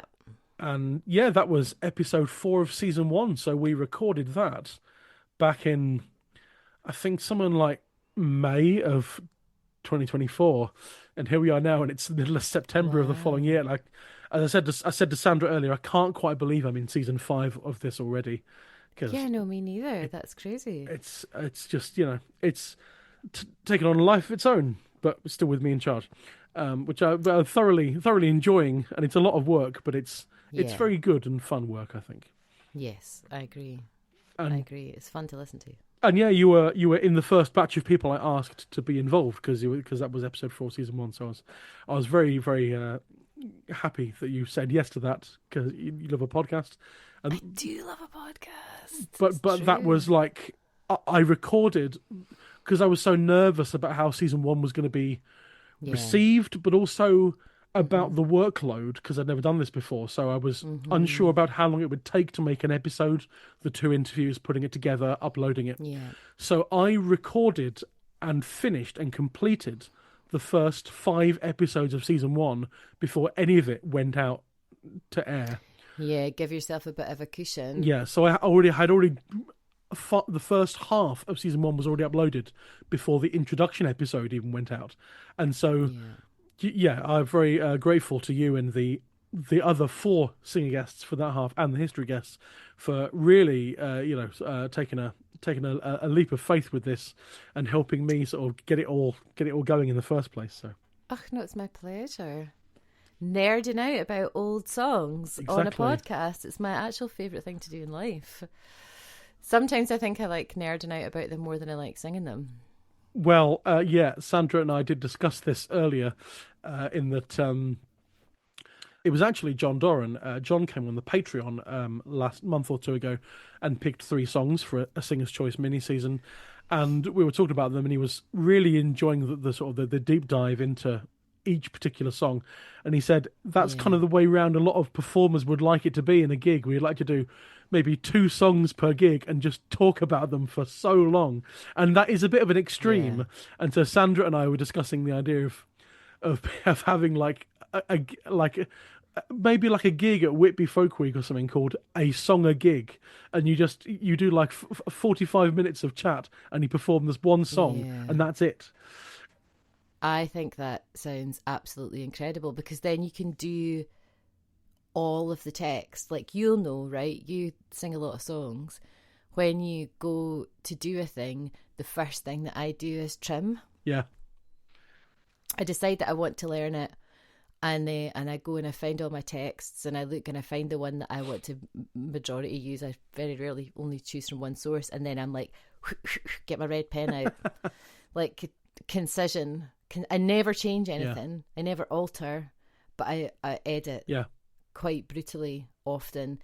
Like, my version of Annie of Loch Royan, the Maid of Roch Royale, whatever you want to call it, comes from Isla St. Clair, and she does the full, I think it's like 10 or 11 minutes, like Walter Scott text. It's michty. It's like a big, like, unwieldy muckle thing. She does it beautifully. Like, you're like right there in the palm of her hand the whole time. But I'm like, yeah, no, I'm not that guy. I'm not Isla St. Clair, so I don't think I can do that. And she was like 15 or something as well. Amazing. Anyway, unreal. But yeah, like mine is like 6 minutes. And then Sandra and I were going through the versions in Child for this week's song, and It's long. And one of the versions had like 56 verses, and I thought maybe as an experiment, maybe I should just learn that one as an experiment to see if I can remember it all the way through and whether it actually needs it or not. Right. I mean, I think this is the thing, right? Like, if you're going to do a song, a gig, and you get to talk about it for like half an hour or whatever, and then like that is the time. That is the time when everyone's like locked in and they know what's going to happen and they understand the resonances and you've talked about the images and like everyone's like prepped for it. That's when you do a 56 verse. Yeah, exactly. You know, I think it's a great idea. Yeah. Love it. Well, you, me, and Sandra will have a lot of convincing to do on other people for that. I don't think that's true. How many people listen to this podcast? Well, this is true. Do you know what I mean? Like, that's essentially what this is. Well, indeed, yes. But like in terms of paying money and going to see a gig, it's slightly different matter. Well, I don't know. I think it's a good idea. We'll as I said to Sandra, we'll sit on that. We'll sit on that one for a while and ponder it and see what happens. Well, listen. Here's the thing. What you could do is call it performance art. And then you could do it in a bougie gallery. And loads of people would come to see it and write about it in the Times. You think I'm joking? I just did it. At the beginning of August, I went to Denmark to be an artist at a festival of sort of fringe performance, and I did a 6-hour durational performance piece where I sang every single traditional song that I know back to back. Oh my God. From memory. Yeah. And it was performance art. I want to do that. That sounds amazing. It was pretty great. I like prefaced every song instead of doing like the folk club thing where you like give the Roud number and stuff. I prefaced every song with like a sentence or two like personal memory that I have, either about learning it or where I heard it or like a different thing that's associated with it. Like I can't remember which one it was. I think it was I Wish. And I said my memory was I remember being 17 and telling my mum that I was pregnant in a phone box. And then I sang the song. And I did that for like 6 hours. Amazing. Just like excavated my entire personal archive. But yeah, so there you go. That's the other format. Take it out the folk club and put it in, some kind of bougie gallery somewhere, a warehouse in London. Call it performance. There we go. Maybe that's like an option for the In the Roud live stuff as well. Totally stuff like that. Well, I mean, if you do a live recording of the podcast, right, and you're in conversation with someone for an hour about the song, and then that guest stands up and sings the song at the end of the show, that is essentially what we're talking about here. So, all things to brainstorm and workshop over the next year or so, and consider. But yes, all good. But let's get into this week's song. The reason you're here again. In fact, when we finished recording your chat for the last one you were on, the Lord Thomas and Fair Eleanor back in season 1, we then went through my spreadsheet of the next like 100 or so Roud numbers to see what other songs you sing and which are the ones you might be interested in coming on for. And this was one that jumped out immediately for you. Yeah. So, really so how did you come across this song? Do you remember? Do you remember a time before you knew about Fair Annie? Yes, I do. I do remember a time before I knew about Furani. I came across this song because I was doing a bit of a like deep dive, like a kind of emotional deep dive into the body of work that Sylvia Barnes has produced in her life, which is mighty and incredibly impressive. Steve Hunt, Ken House Steve Hunt. Yes. Who, used to write for... That's right, I know Steve very well indeed. Yeah, so Steve was always saying to me, you put me in mind of Sylvia Barnes. I think it's just the accent and a certain kind of like forcefulness, a certain kind of like robust delivery kind of thing. But I knew, obviously I knew who she was and stuff, and I'd heard her singing like at things, but I went and I was doing like a big kind of like moment where I wasn't really listening to anything except Sylvia Barnes, and that is where I heard this song. I'd heard this song before, but the way that I think most people approach it, which is the Pete Bellamy version, Pete Bellamy melody and text, and this was something that was in really like broad Scots, and Sylvia makes it very like dramatic, and I was kind of obsessed with it. Like I totally loved it, and it was the first song.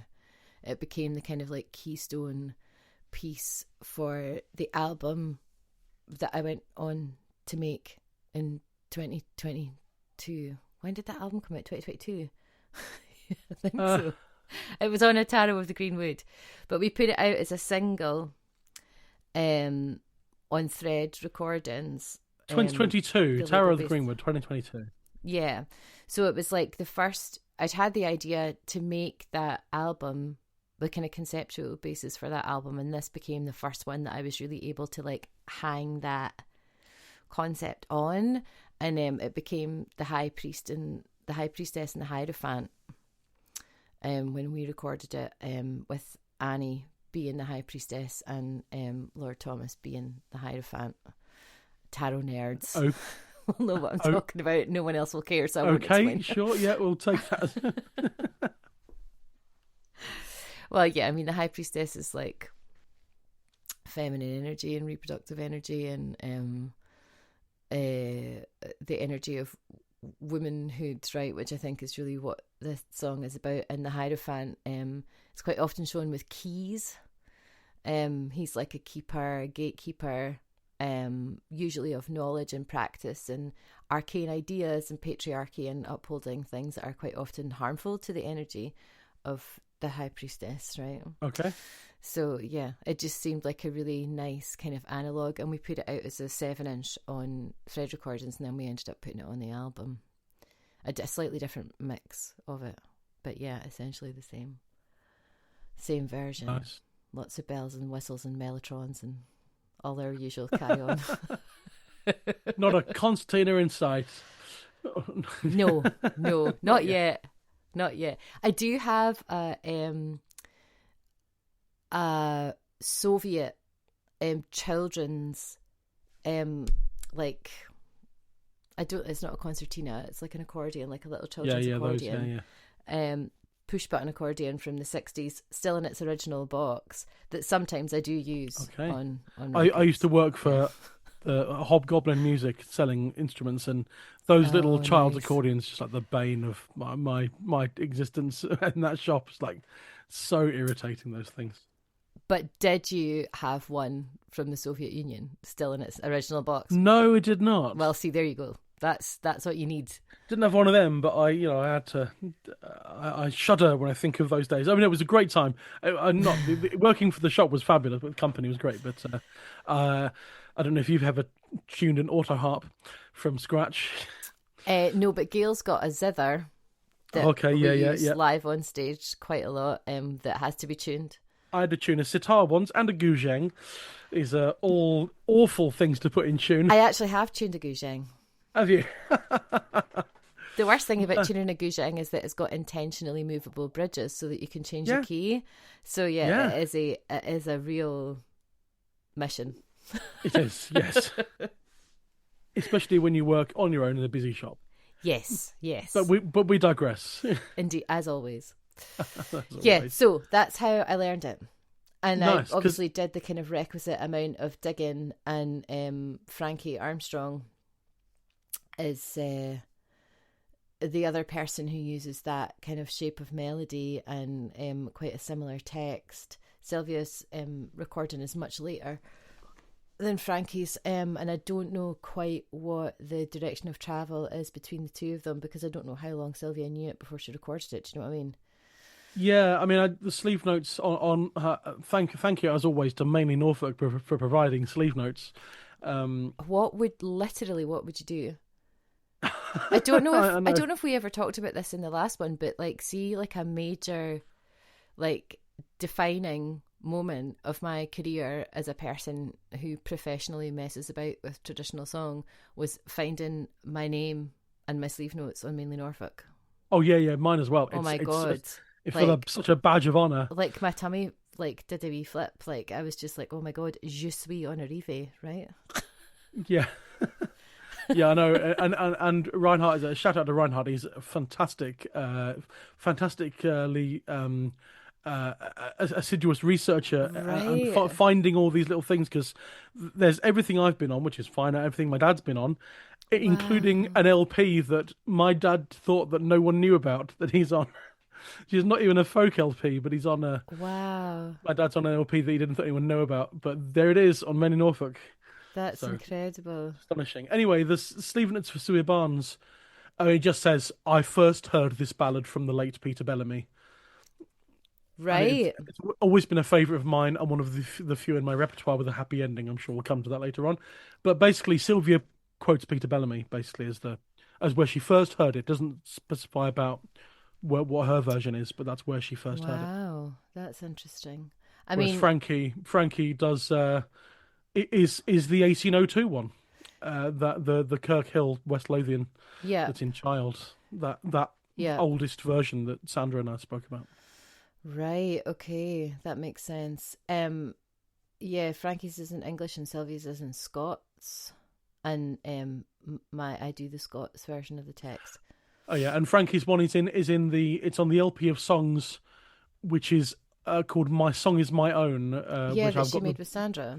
Yes, and I have the book on my shelf behind me, as well. And Sandra had her copy of her book as well, and Sandra talked a fair bit about that earlier, about that book and about the songs on it, and Frankie singing Fair Annie. So yeah, I think what's interesting is that the legality of marriages in Scotland remains different from England, like right. Common law and like unmarried married people is still like very much a thing, like a legal thing.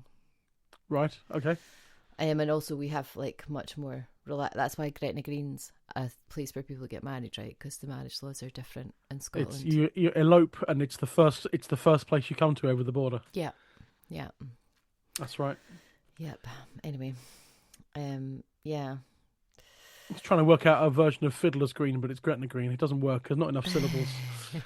Gretna. You could do it. Gretna Green. Yeah, well, Scottish people are always putting in extra vowels where there aren't any, like film. That's right, yeah. Yeah. Oh, dear. Yeah, but I learned it from Sylvia Barnes, basically, and Frankie. In fact, Frankie's...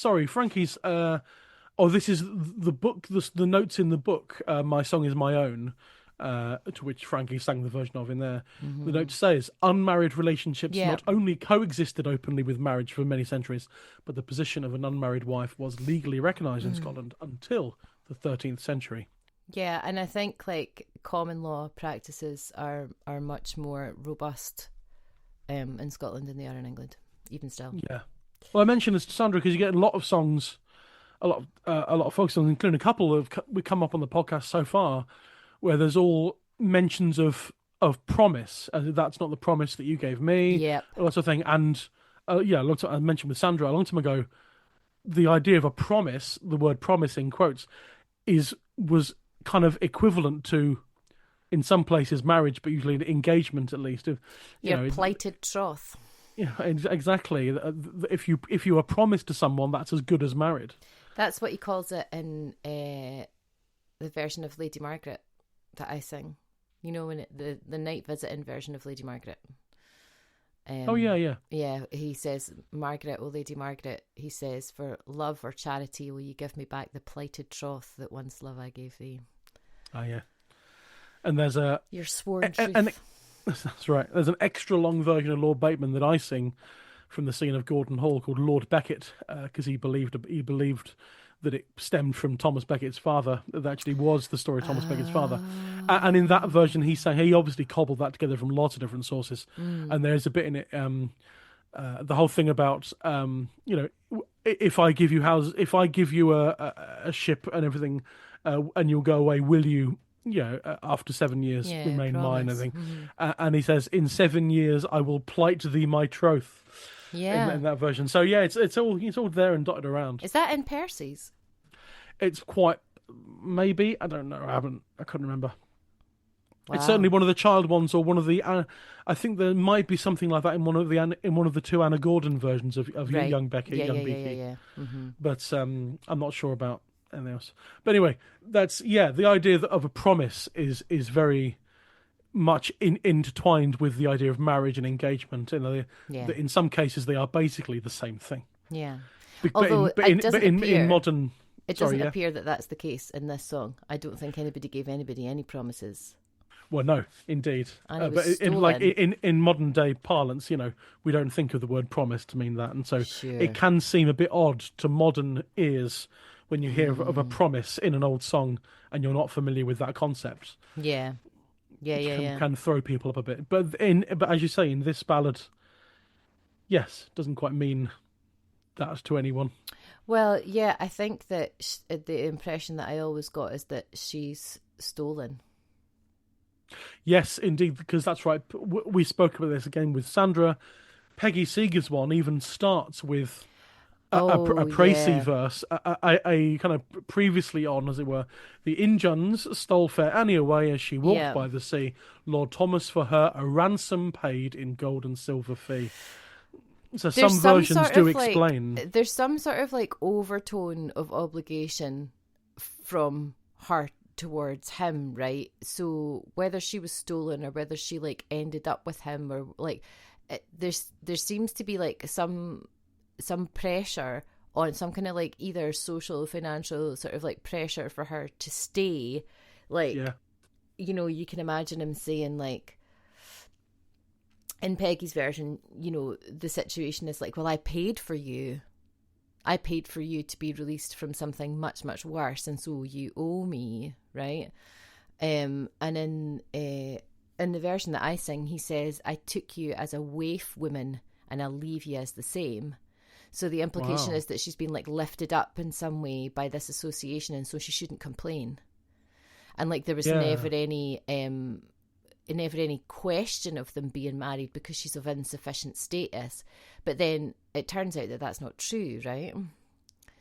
Indeed. So you get if you don't have the précis verse that explains that he paid for her, or a ransom fee. The overtone is there. There's some sort of overtone of obligation. Because otherwise, why did she not leave?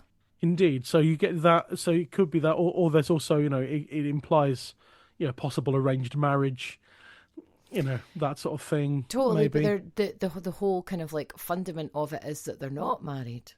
This is true. You're quite right, of course. There's some sort of I took you in when nobody else would take you in.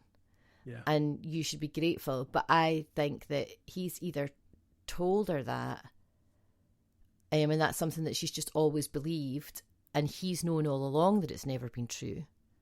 And it's like a tool of coercion and manipulation that he's always known isn't true, because he's always known that she's a king's daughter, Or maybe he didn't. This is the other thing. Why would he bring her sister back? Yeah. Are we meant to believe that's literally a coincidence? Well, it's such an interesting question, isn't it? Because if her unless the sister's been you don't know who I am, but I ken who you are, and I'm going with you for the specific purpose of getting my sister. You know, like there's been some sort of elaborate plan all along to go and release Annie. I don't know. It's all very mysterious. It's one of the reasons why I enjoy it so much. Yeah, and this man we're talking about in this sense, it usually is Lord Thomas, either unnamed or Lord Thomas, which is the name of the man in the last episode you were on for as well. And Annie, Lord Thomas and Fair Eleanor. Yeah, but she's called Fair Annie in the version that I sing. Oh yeah, that's normally it's Eleanor, but it was Annie in that one. Yeah, it's wasn't Annie. It? So, yeah, Thomas and Annie again. Thomas and Annie again. Next time I come to a Thomas and Annie ballad, I'll have you back. Also Annie of Loch. The Lass of Rock Royal. Yeah. Wait, is he called Thomas? Hang on. I think he might be called Thomas. Do you know? It's Maybe, I'm not sure. It's so funny. I've sung that song like 1,000 times. So that song, I'm pretty sure that song's coming up in this season because it's the song Lord Gregory. Yeah, it is. Oh, Yeah. he's called Gregory. I think he's called Gregory. There you go. Actually. And I've got I'm not going to spoil who's on that episode, but it's going to be a very exciting episode, that one. Well, the particular singing guest. It's going to be very exciting. Surprised that I didn't choose to do it myself. It's like it's the jewel of my rep. Oh, I see. Anyway, I mean, maybe because I've talked about it on a podcast before, but oh, was that one of the ones you did for the Old Songs podcast with John Wilkes? Yeah, I think it was. I was an agreement I made with John when I started this is that I would never, if I come to a song he's covered, I would not get the same guest back. Yeah, don't duplicate the singers. Yeah, exactly. Not duplicate from a different podcast. It's common sense, really. Indeed, it is. Oh, anyway, that's exciting. I'll be listening out for that. Yeah, so Lord Thomas in this one is, a complete shit, and because his attitude to her, Fair Annie, is basically, in a lot of versions, it's basically physical, because he's the reason he's going. A lot of versions, the reason he's finding a bride and bringing her back is because Annie is no longer looking like a young maid. That's a lot of versions have that, Yeah, I mean, she's expected to present herself as a maid in receipt of the new-come bride. And in the Scots version, he says, she that welcomes my bricht bride must go like a maiden fair. My bright bride. That's what he calls her. The new one.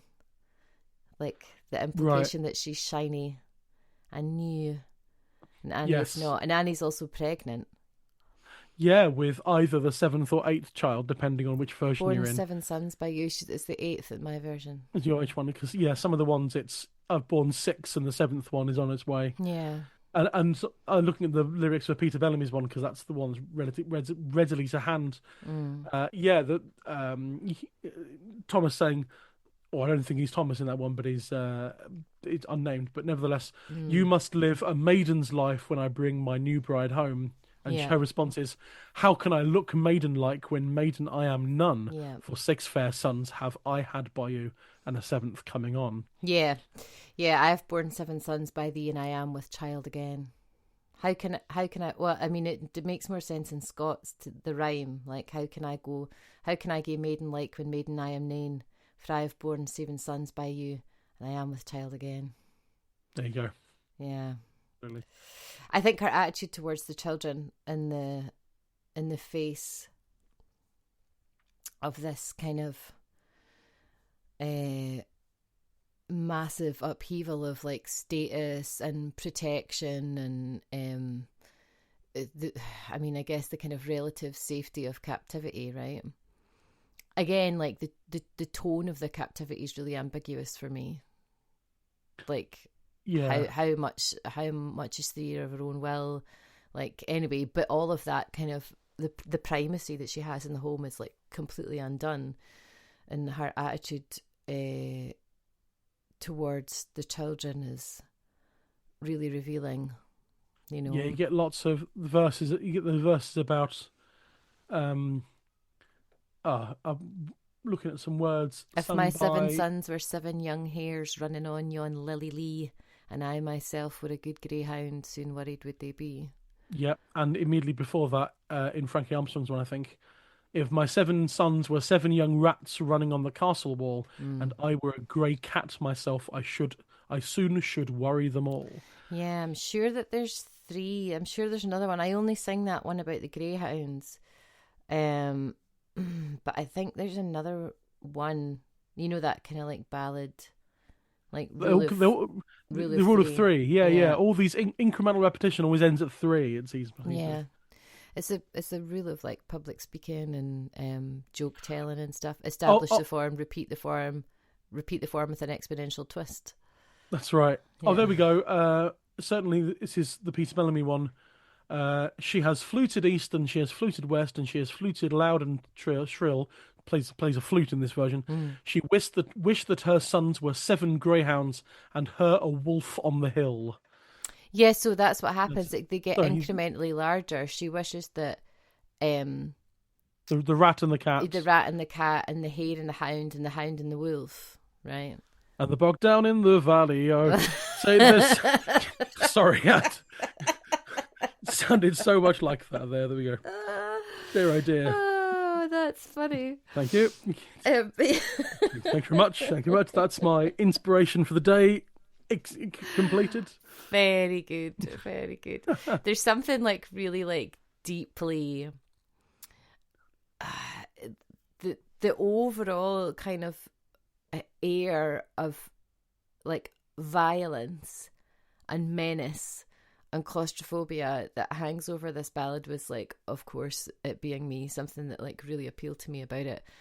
And that the kind of like dripping down, the infusion of the sort of poison of his violence towards her, and her like shift in relationship to these all boys that she has, all of these men that she's then subsequently produced in this situation, and all of a sudden she wants to turn around and like devour them in order that she might herself then be able to leave, I think is the kind of suggestion there, that she has to stay here because her children are here.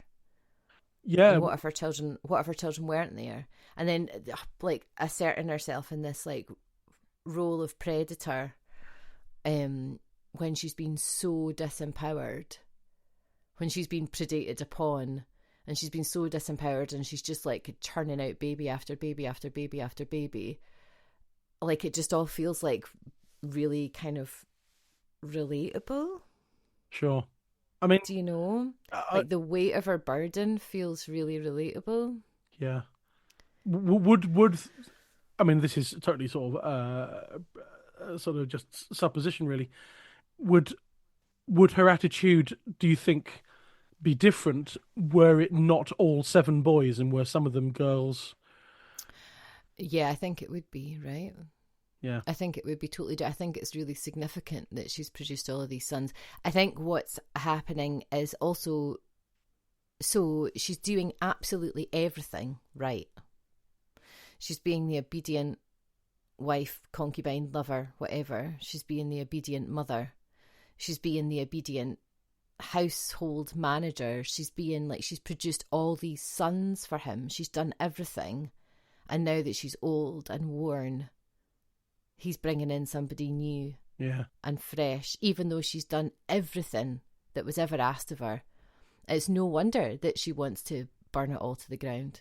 Do you know what I mean? And again, as a middle-aged woman with a large number of children, not quite 7, but more than half, like that feels like really socially relatable. You know, it's been a thing since the kind of real cementing of the nuclear family that women stay home. The idea of women staying home and not having a job is an invention of the 1950s, right? So just putting that out there. Trad wives. So the idea of women staying at home in the 1950s and then, doing their thing and having their children and always being presentable and like having the dinner ready. Having the dinner ready and like entertaining the boss and like doing the whole thing and, being aware of all of the infidelities, but just accepting that because the outcome was that you would stay married. And then within 15, 20 years, that was no longer the outcome. Yeah. Women were chewed up and spat out and left in a ditch. Exactly what's happening to Annie. And this story's from the 12th century? Yes, that's right. We went back that far. The tale goes back to about the 1100s, yeah. Yeah, from France, right? Yeah. Yeah, so like that kind of like cataclysmic social, economical, physical, emotional violence that is done to women when they are no longer useful or less useful than they used to be is, a millennia old as an idea. And like her rage, her like internal rage when she sits outside of their bedchamber and sings about how she would like to eat her own children, I'm just like, fuck yeah, I get it. Yeah. Get it. Like it feels like something that I like, feels really like easy to connect to. And then of course she's saved by another woman. Yeah. The woman who's refusing to participate in that. The woman who's sacrificing her own safety or using her own resource. Like she doesn't need that safety. She has her own safety. She has her own economic ability. She's a girl's girl. Yeah, I remember we had this discussion, not this discussion, but it's on a theme back in episode 1 of season 1, on the Raggle Taggle Gypsies episode. John Bowden had this thought, because there's a whole thing in that, because it's the Lord and Lady, and she runs away with the gypsies. Yeah. And one of the questions is from the Lord is, what the question? Why did you leave? Why did you leave me? Why did you leave the money? And why the luxury, your children? Well, the children and the fine for the bed and everything. And and John was saying that for a lot of from modern sensibilities, the idea of leaving the children behind is almost unfathomable in a way. And so the question remains why. And John had this thought that, but in the case of that song, the Lord and Lady, they are the Lord and Lady. They are married and probably relatively happy together, at least till the gypsies turn up and sing her heart away. And that, because there's possibly might have been an arranged marriage, or at least something. But if you're talking about a Lord and Lady of a manor in that way, in a kind of Downton Abbey-esque sort of Lord and Lady of the Manor sort of thing, but a lot earlier in time. Would the children have actually been brought up more by the nannies and the nurses? Oh, totally. And the maids? And also, did she ask for them in the first place? Well, yes, there is that as well. And so, would a mother, a lady, have as strong a familial bond with her children than a mother would now? Or is she effectively a broodmare? Yeah. Right. She's a breeding animal. Like that's essentially what it is. It's like it's certainly Ferrani appears to be right. Yeah. And so it might seem like, and it takes your breath away to hear that sentiment voiced out loud. Like if it wasn't for all these children, I wouldn't have to endure this. I wouldn't have to be here. I wouldn't have to and she. She explicitly takes care of her own children, right? So there's two verses that go together, and she takes her young son in her arm and another to her hand, and she's awa to the highest tower to see them come to land. And then she says to the biggest one, come up, my eldest son, and look our yon sea strand, and see your father's new come bride afore they come to land. Right. So she's like up in this... She goes up, and then in the next verse she comes down and further down the brideship to behold. Yeah. And it's such a lovely image. Like she's like having to leave this position of safety and observance and authority, and she has all her children with her, and it's kind of like, look out over this because it's the last time you're going to see it from this point of view. Yeah. And then she's going down and further down the brideship to behold when she had to come and greet them off the boat. Yeah, I just think that the difference between the two things, the Ragtag Gypsies thing, is that she might possibly not have had such a strong familial bond with her children, and that's Yeah. why she felt it quite easy to leave. Whereas in this one, she's got quite a strong bond with the children, but they are all boys, and consequently they all remind her of the boy's father, and consequently The boys are like the boys are not themselves though, right? In this kind of series of images where she's predating upon them, the boys represent everything that holds her there. Oh, I see. This is not a verse I was familiar with. Is that like no? Like and she when she says like, oh, if I were a good greyhound and I would worry them, and if I was a cat then I would chase them. Like Yes. she's not really talking about the boys, right? She's talking about being trapped and finished and done. Yeah. And even if she was to walk out tomorrow, like what's she going to do? You know, she's like a mother of 7 boys, and she's pregnant and she's penniless and she's alone in the world and she has nothing. And if she didn't have all these boys, then maybe it would be different. But they're not the boys, right? They're representative of the whole kind of like structure of patriarchy that keeps her there in the first place. Yeah. Yeah. I don't know, I'm getting quite metaphorical. Right. She does, however, have a musical instrument, and that changes. She does. Which instrument is it in your version? What have you Harp. got? The harp. Okay, because I know that in some versions, I think the Peter Bellamy one, it's always a flute, and appropriately, as we discussed with Sandra, in the Peggy Seeger one, it's a banjo. Oh, nice. Where's that? I lost. I had it a minute second ago. Yeah. Peggy Seeger's one is quite long. Fair Annie took a banjo in her hand for to play them two to sleep, but ever as she played and sang, ever did she weep. And then it goes into so Annie's taken up her harp to harp these two to sleep, but as she's harped and as she sang, full sorely did she weep. Yeah. Yeah. And then the flute one. She's fluted east and she's fluted west, right? That's right. That's the build up to the greyhounds. But she's waited upon them the livelong day, and she thought the time along. Then she's taken her flute all in her hand, and up to her bower she has run. Oh, in my version, she's like installed outside of the bride chamber specifically to play them music while they be married for the first time. Oh, you wouldn't want a banjo for that, would you? I don't think. Yeah, no, not necessarily. Not necessarily. Sorry, I conjured up some strange image in my mind. Yeah, no, she's there on purpose, and then the new bride halts all proceedings and gets up to go and talk to Annie. Says, "Stop playing that banjo, will you?" She puts her dress and her shoes on, and she's just like, "What's the matter?" And then she asks her who she is, and that's when they find out. Oh yes, Peggy Seeger's.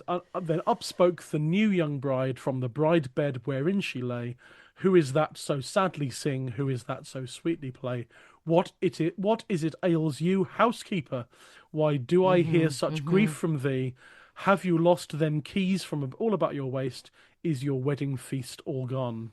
In my version it says, my goon is on, says the new come bride, my shoon are on my feet, and I'll awa to fair Annie's bower to see what makes her greet.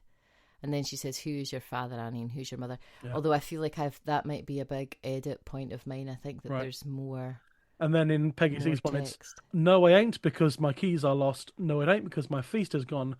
I have lost my own true love. He's married another one. God. That makes the other treachery even worse. There's none of that shite in mine. None of that. No, she's oppressed. She's utterly oppressed by the whole situation. Apparently, he is her true love as well. So that's interesting. I'm not sure that comes across in any other version, but I imagine Peggy, that's an American version probably, and then yeah. I mean, maybe it's like, I mean, it's interesting to imagine it in that kind of like colonial, exploratory sort of atmosphere, right? Like how many people went and had off the books wives and families, like loving families, and then all of a sudden there's pressure from home to marry somebody because maybe they like need to move to America or whatever. You know, I'm sure there's like a lot of situations like that, and this woman's had to go and pretend to be the housekeeper. Yeah, I bet. Do you know it's actually got, now that I'm thinking about that, it's got crazy like racial overtones as well. Yes, indeed. But anyway, So what in your that's version? not my version. No, in your version, what are the names of the father, mother, brother, however many relations are mentioned? King Easter was my father, dear. The Queen, my mother was. John Armstrong free the Western lands, my eldest brother is. Yeah. Sandra was very keen, very interested in the John Armstrong reference. As to and whether I always wondered about that. I'm like, why is he not called John Easter? Yeah, it's John Armstrong, and of course, who's a border reaver. Is that right? There was the Johnny Armstrong, wasn't there? So basically, Sandra's comment was, "Is there a connection? We don't know." Wow, that's cool. I never thought about that. Oh yeah, she's right. Oh, that's cool. It seems like a weird inclusion. It does, doesn't it? Well. Yeah, it's a bit odd.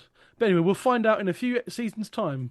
The song Johnny Armstrong, Roud 76, Child 169, will be in the middle of season 8 of the podcast. Amazing. So we'll have a look at Johnny Armstrong in a year or so's Somebody time. can tell us. I'll be like phoning in. Season 8, that's this time next year, in fact. Oh, no, it's not. It's I don't know when it's coming up, but it's coming up soon. Soon. But yeah, Soon all these names are different, I mean, King Easter's quite a common one. Yeah, it's interesting. One of the versions I found, that Canadian one I had was Esther, I think, was it Lady Esther somewhere, or somehow King Esther. Which is interesting. I see. Peggy Seeger's one has the Lord of Salter and the Lady of Salter. Sweet Susan was my own sister, and Lord James my brother. Oh, it always made me think King Easter, and then John Armstrong through the Western lands, right? It just has given the impression that her family has actually all of this massive kind of wide-ranging influence. It's evocative of lots of different at opposite points of the compass. Yeah. Do you know what I mean? That she's really a very well kind of landed and to-do lady. And basically the sister uses all of that money to sort of buy her out of the situation. Right. She says, for I who's 7, well, she says basically, oh, is that your dad? That's also my dad. How funny. And she says, for I who 7 ships, o my ain, all laden to the brim, and I'll gie them a to you, fair Annie, and to your eldest son. And then she says, and praise be all the powers in heaven, I'll gang a maiden hame. Which is also pretty interesting. Yeah, absolutely. If King Easter is your father, dear, then also was he mine, and it shall nae be fair lack a gowd that you your love shall tine. So you don't have to be here. Your love is I think a bit of a euphemism for your body, right? Yeah. It doesn't you don't have to be here because you think that you don't have anything, because you do. And I've got 7 ships full of gold, and I'll give them all to you and to your children. Or her dowry, basically. Yeah. She uses her dowry to buy back her sister, who she might never have known, right? You don't know how long Annie's been gone and how old she is, and all of that kind of thing. Well, yeah. What's the shortest amount of time one can bear 7 children? Well, she's pregnant again, so probably about 15, 16 years. Which, yeah, do you know, maybe that's how old the new bride is. Maybe. Wow, brutal. There we go. And yeah, the names, other names so Peter Bellamy's version, which he cobbled together from various versions in Child and Bronson. We've got Prince Henry. It seems like a lot of random names. Prince Henry is the brother. Sweet Mary is the sister. Queen Chatten was my mother. Chattern. Oh, Chatten. Chatten. Chatten. Yeah. Oh, gosh. And then King Douglas was my father's name, which I just misread as Kirk Douglas. Kirk Douglas was my father's name. Well, there you go. You are Michael Douglas's sister then. So, yeah. Michael Douglas is about that old, all right? King Douglas was your father's name. If King Douglas it is your father's name and Queen Chatten is your mother, then I'm sure that I'm your sister, dear, as Prince Henry he is your brother. And I like that in some versions. I can't remember where some of the versions that Sandra had found mentioned things about my father was so and so, my mother was so and the people all around the hall and the home, being the servants and everything, were as brother and sister to me, and that sort of thing. Oh, she's nice. only child, but then all the people in the home, all the help and everything were like siblings, which is quite nice. But it means but if she hasn't got a brother, then it means she's been brought up an only child, because the other sister, our titular character, was stolen away. Yeah. And nice which makes detail. the sisterhood reunion even better in a way. Yeah, totally. Yeah, I feel like the kind of circumstances of it are so wild. Like, I can't work out if like he didn't know who he was going to marry, or if he's doing it on purpose, or if Annie's like parents have arranged for her to be put away because maybe she was pregnant in the first place, and like his like compensation for taking her on was to be allowed this next one also. Do you know what I mean? Mm. Like, I don't know, it's all so complicated. Like why is she there? Yeah. Why has he made the decision to marry this woman? Did he just assume that she was going to be as kind of helpless as Annie? I don't know. We should go back to the original French tale and see how detailed that is. I bet you there's loads of information in it. There's loads of information, I bet. Info that's been pared down over time. 12th century French things are all like full of women's rage. Just like absolutely full of actionable women's rage. Yeah, you should turn that into an extreme long version of Fair Annie. Oh my God, don't tempt me. Some of it's back in diverse format and with a tune. And I should have had a look before. I knew it was old and I knew it was French, but like yeah. And then some of the versions end with Lord Thomas being burned. Have we got that in yours, or does he have an undisclosed fate? Nobody ever talks about him, mentions him, or thinks about him ever again, and I think which is probably the best. Well, the best. Preferable. Thing. Yeah. Preferable. His power is taken away if he's not even mentioned. Yeah, he's done. She's like, "Oh, it's you. Oh, well, come away home with me then." Yeah, it's all fine. I've got tons of boats, loads of money. Don't worry about the Waynes; they can come. Exactly. So, like Peter Bellamy's one had, I'm not sure where that came from, but yeah, I have 7 ships out on the sea. They are loaded to the brim, and 6 of them will I give to you, and 1 more to carry me home. Yes, 6 of them will I give to you when we've had Lord Thomas burned. Nice. So there are some versions where they actually do get rid of him properly. Did he write the tune for that? Peter Bellamy, I don't think so. I don't actually. Bellamy compiled the song from versions in Bronson's Tunes for the Child Ballads. Oh, okay, so they're all like bits and bobs of stuff from Bronson's. It's a really nice tune. It is good, isn't it? And there are other versions. Really I was looking at what's this other version I'd found, and this is all mainly Norfolk. I think it's Frankie Armstrong's one. Am I scanning too quickly? That's the tune I use. Yeah, I like the last line. Yeah. That one. For I have 7 ships of my own, are loaded to the brim, and I will give them all to you, and 4 to your eldest son. And thanks to all the powers in heaven that I go a maiden home. Yeah, that's a nice. Same as mine. That's a nice line. That is nice, isn't it? Praise be all the powers in heaven. I'll gang a maiden home. Yeah. Yeah. And let's see what Peggy Seeger has to offer on the end. I brought 6 ships, 6 bonny ships, loaded with dowry to the brim. 5 of them I'll leave with you, and the last gonna carry me home again. End there. Oh, nice. End there.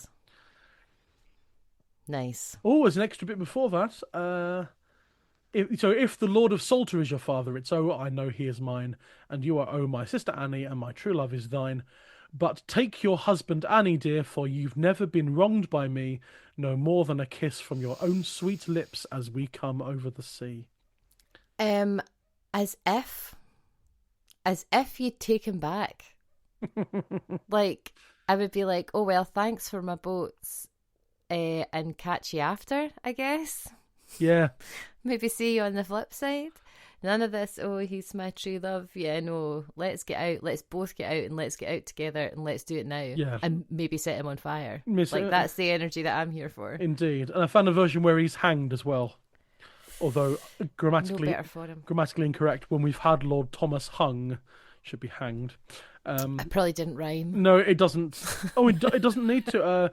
This is a version. This is the last version that Mainly Norfolk has the lyrics for, sung by Deborah Cowan. Oh, right. And I have 7 ships at sea, they're loaded to the brim, and 6 of them I shall give to you.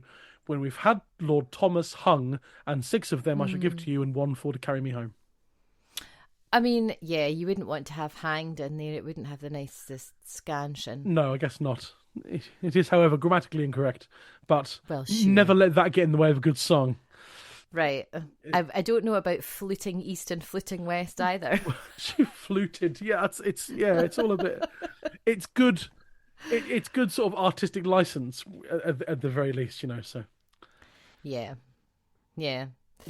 I think like the idea of her. I think I edited it quite heavily in my version, but like the saddest image for me is when she's like feeding everybody who's there for the wedding feast bread and wine. And like if they're people that know him, like people that know him well enough to come to his wedding, then presumably they also know her. Yeah. And they also know that she exists and that she has all of his children, and they're just like letting her. They're just letting her give them bread and wine while he marries somebody else. In my version it says, and she served the lang tables with white bread and white wine, but she's drank the wan water to keep her colour fine. So she's just spending the whole day like trying to pretend that she's all right with everything. Right. Yeah. It's really sad. Oh dear. It's really sad. Poor Annie. Poor Annie. I know. But in the end, you know, she gets a sister and the man is dead usually. And Yeah. she's got a sister and off they go. Yeah. Hurrah for sisterhood, you know. Because normally, Yeah. we mentioned this briefly with Sandra, that the normally sisterhood in songs, in these folk songs, doesn't end very well. Ballads like the Two Sisters or the Three Sisters, and it's normally sisterhood is normally, it seems in songs, more based in rivalry rather than sisterhood, if you see what I mean. Yeah, but I mean, it's like, I think that it is maybe a mistake not a mistake. Maybe there's like a different way to look at it. Like, instead of doing what everyone else is doing and pitting these women against each other, it's actually just about survival in a system that doesn't benefit anybody. And you just have to live. Yeah. Do you know what I mean? Like, if you know that you're never going to get married, then you might as well fling yourself into the river. But if there's a chance, if there's a chance that the guy that's going to marry your sister might also marry you, then by all means fling your sister into the river. Yeah. And again, like, there's an assumption that they've all been like raised together and have a familial bond. Yeah, and a lot of that in the Two Sisters, I think, the cruel sister, or whatever you want to call it, is to do with the fact that this the young man that comes along is more interested in the younger sister, and the standards of the time would dictate that the elder sister gets married first, because she's the one who inherits everything, and there's all sorts of toing and froing to do with that. It's quite socially complicated, isn't it? Yeah. I'm working with the ballad just now. It's very, very, very strange. I'm not going to use this section of it. I'm using a different section of it. Doesn't really matter what it is. But towards the end, the person who they're all worried about coming to the castle, the Duke, is there to be betrothed to a 5-year-old. Oh. That's, yeah. This is the system that you're operating in if you're a woman with any kind of like generational wealth. Yeah. Mary, Queen of Scots, was married off when she was an actual infant. Like, she was a literal baby. Yeah. Do you know what I mean? And like that's the like all these kind of like promises and plighted troths and everything like are all made and set out for you before you have any agency or any say in the matter. It's crazy. I'm also working with another one where a woman has 7 babies to a merman. Oh, fantastic. And then she walks out of the sea and she leaves them all behind. Yes, yeah. I was talking. That's. Do you know it? Yeah, Agneta and the Merman. Yeah, because that's the English version, or the child ballad version of that was in last season of the podcast. I've just forgotten. Oh, really? Let me find my list of episodes we did last season. I've been working with the Danish one. Isn't it? Is it Hind Etin? I think. Oh yeah, it might. I think it's Hind Etin, and I have on my shelf behind me. You probably can see it if you know what you're looking for. I've got. Oh no, it's somewhere up there. 4 and 40. No, I've got Pryor's Ancient Danish Ballads, volumes 1, 2, and 3, translated into English. Yeah, I've got one called 4 and 40, where there's all these Danish narrative ballads translated into Scots. Into Scots. It's incredible. It's a really great book. This is the 3 volumes of Pryor's Ancient Danish Ballads translated into English, and we found the Merman one in there, and it's Hind Etin, Roud 33. So in that one, he's in the Danish version anyway, he says to her directly, "But what about all your children? Won't you come back for your children?" Like, what? And there's a babe in the cradle. Yeah. And won't you come back to him? And she says, "I couldn't care less about any of them." And at the end of it, the last line in the ballad is, she says, "The babe in the cradle I'll mind least of a." I know, it's that's crazy. Doesn't the merman? It's quite intense. Doesn't the merman come on shore and literally storm into the church? He does. In some, I object. All that sort of stuff, almost. Well, she's not getting married though. No, in my version, she's not. She just goes to church with her mother. That's right. He's just going to church. That's right. Yeah. He walks in, and as he attempts to come under the threshold of the church, the stone statues on the outside of the church turn their faces away from him. Wow. So great. I know. I love that. It's so great. I'll send you the text. It's fantastic. Amazing. I've not had a chance properly to delve into my purchase of Pryor's Ancient Danish Ballads, but I will do at some point. Oh yeah, send me a wee scan of Agneta and the Merman. I will do, yes. Actually, I bet. Do you know what? I bet you the one about the one where he marries the 5-year-old is in it as well. I'll quite find possibly. it for you. And the one that caught my eye, this is totally off topic now, and we should get back to the song. But however, the the title that caught my eye in it was "The Maiden Transformed into a Werewolf." Oh, cool. There's lots of songs of transformation. Yeah, exactly. And they all happen in the woods. But that's a conversation for another time. Previous podcast guest Holly Clark is extremely keen on the Danish stuff, and she and I said maybe at some point in the future we'll work on some at some point and do something with them. But it's fantastic, and loads of like shared rep with Scottish, particularly, but Scottish and English ballads. Some of those child ballads do turn up. Anyway, like direct, totally, like direct translations, absolutely. However, let's move on to recommended list. We've been talking for quite a while, as we expected. Let's move on to the recommended listening for Fair Annie. So, who would you, on the sort of folk revival side, who would you recommend people check out versions of this song? Well, I mean, Frankie's version, right? And like Frankie's version and Sylvia Barnes' version. Sylvia Barnes is like not quite revival, right? I think she recorded it in like 2007 or something. Oh, that's fine. That's the second folk revival, if you want to call it that.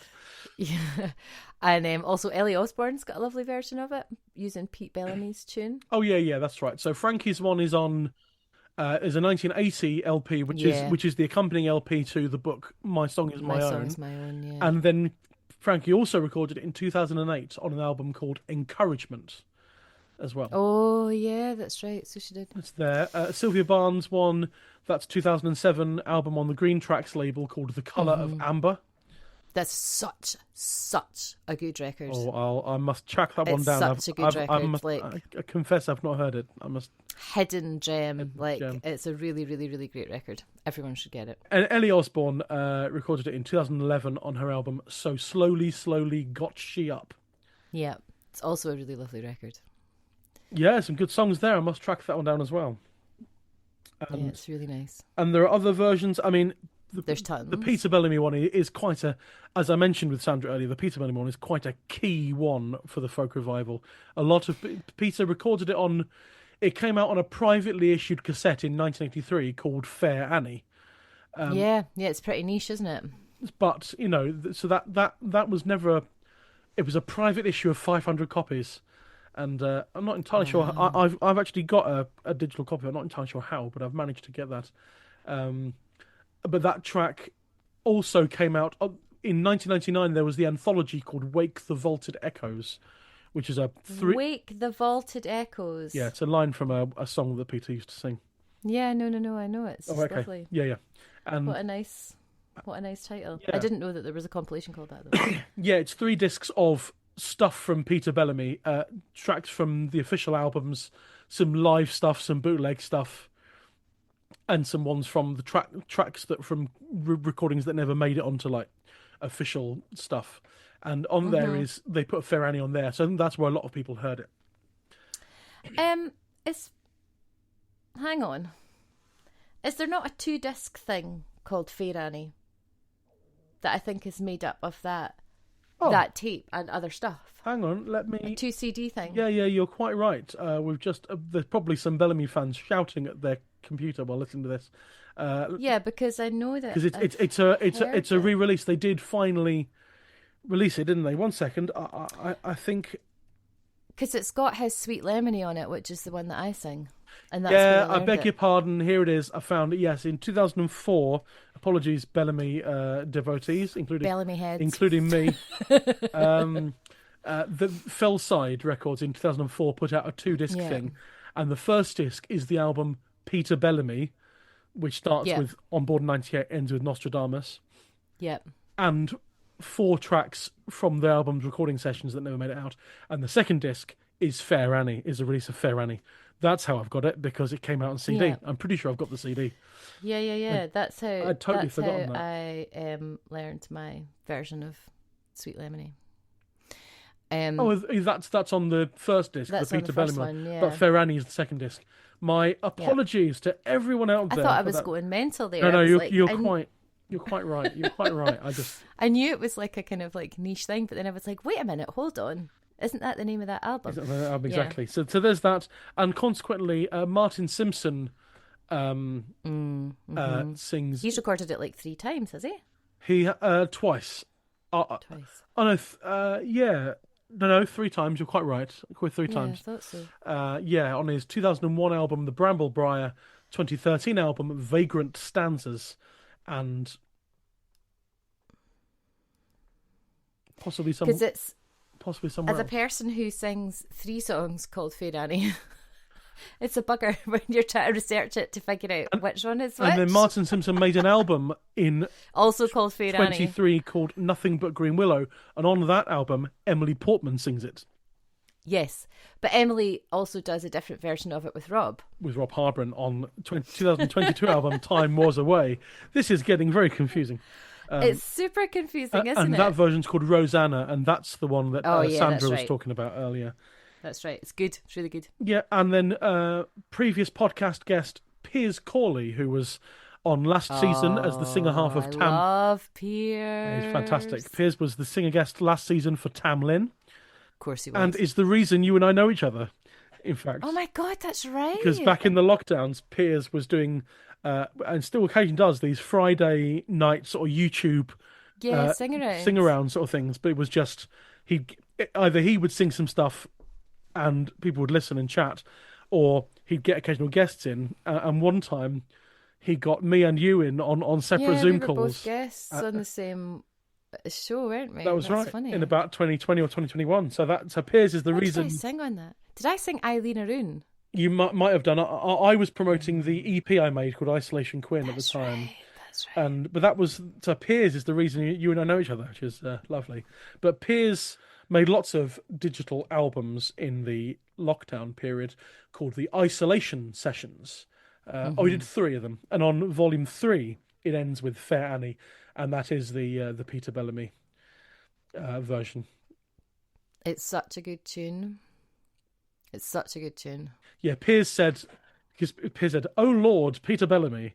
It is one of my lasting regrets that I didn't have the opportunity to see him do his thing. One of Peter's unparalleled talents was as an editor of songs. When I decided to learn this, I did my usual thing of looking for other versions and extra verses and checking to see if there were any that could expand the story or cast some light on the characters in the song. I found a bunch of verses, and every single one of them seemed completely surplus to requirements. They either repeated each other without being in any way interesting, or they are out-and-out spoilers for the ending. It's a hell of an ending. So, yeah, that's just He's right. It's such a skill. Yeah. It's such a skill, that edit. It's like it is the first thing that I do. Yeah. The first thing is I collect all my texts.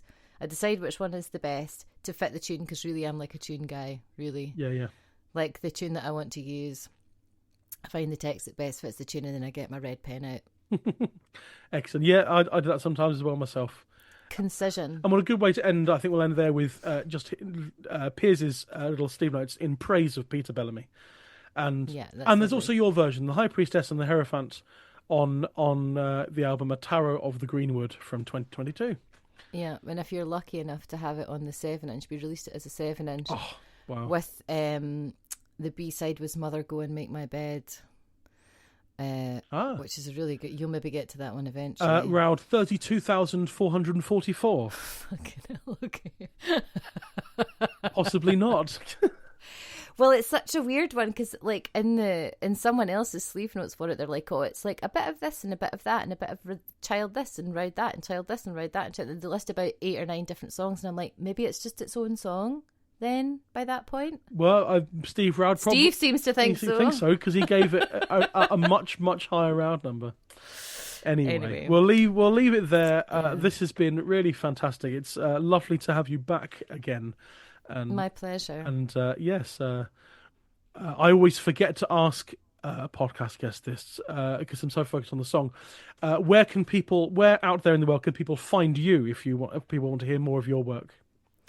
Well, Bird Ellen, B-U-R-D, the ballad, Ellen. Take your pick. You can guess which one it is. It won't be the one that you think. Birdellen.com is the best way to find it. We're on Bandcamp. We're currently on Spotify reviewing that situation. Yep. Apple Music, Tidal, all the usual places. And we've not actually got any more gigs, Bird Ellen gigs this year, but I'll be doing a bit at Whitby Electronic Music Festival, and I'm also building an installation for Huddersfield Contemporary Music Festival at the end of November. I'm making a playable loom. Wow, okay. Out of harpsichord strings and plastic bags. So that'll be a laugh. Excellent. Oh, well, that sounds fantastic. And I hope we can have you back again at some point in the future. Well, ping me the list. I will do. And but in the meantime, though, Debbie Armour, thank you very much. Thanks, Matt. It's narrow, make your bed and learn to lie your lane. For I'm going over the seas, fair Annie, a new bride to bring hame. And she that welcomes my brecht bride must go like a maiden fair, and she must lace her middle sae neat and braid her yellow hair. Oh, how can I go maiden-like when a maiden I am nane? For I have borne 7 sons by you, and I am with child again. Wi' her I'll get baith gowd and gear, wi' you I ne'er got nane. I took you as a waif woman, I'll leave ye as the same. She's ta'en her young son in her arms, and another tae her hand, and she's awa' to the highest tower to see them come to land. Come Come up, my eldest son, and look out yon sea strand, and see your father's new come bride afore they come to land. Then she's gaed down and further down, the bride ship to behold, the topmast and the mainmast, they shone like the burning gold. You're welcome to your hame, Lord Thomas, you're welcome to your land, and welcome to your gay lady that you lead by the hand. You're welcome to your hawes, lady, you're welcome to your boor, you're welcome to your hame, lady, for all that's here is yours.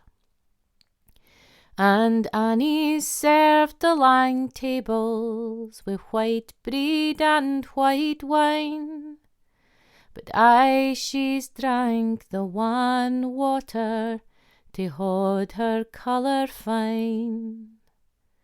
When bells were rung and mass was sung and all were bound for bed, Lord Thomas and his new-come bride to the chamber they were led. And Annie's taken up her harp to harp these two to sleep, and as she's harped and as she sang, full sorely did she weep. If my 7 sons were 7 young hares running on yon lily lea, and I myself were a good greyhound, soon worried would they be. My goon is on, says the new-come bride, my shoon are on my feet, and I'm awa to fair Annie's bower to see what marks her greet. And who was your father, Annie, and who was your mother, and had ye ony sisters, Annie, and had ye ony brothers? King Easter was my father dear, the Queen my mother was, John Armstrong frae the western lands my eldest brother is. Well, if King Easter was your father dear, so also was he mine, and it shall nae be frae lack o' gowd that you your love shall tyne.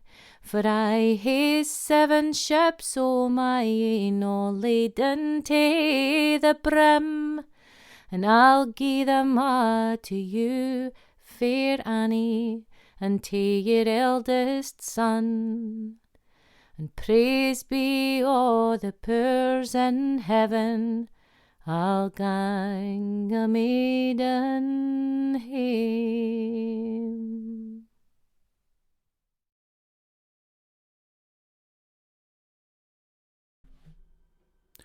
That was Debbie Armour singing Fair Annie. And that brings us to the end of the episode. What are your thoughts on this song? What did you think? I'd love to hear from you.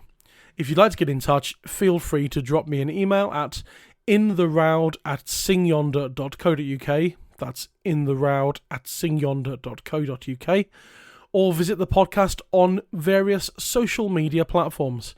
We're on Facebook, Instagram, Threads, and Blue Sky. Just search for In the Roud, a folk song podcast. If you are enjoying the podcast, I would really appreciate it very much if you would give us a little rating and review on wherever you get your podcasts from. This all helps to beat the algorithm and reach a wider audience.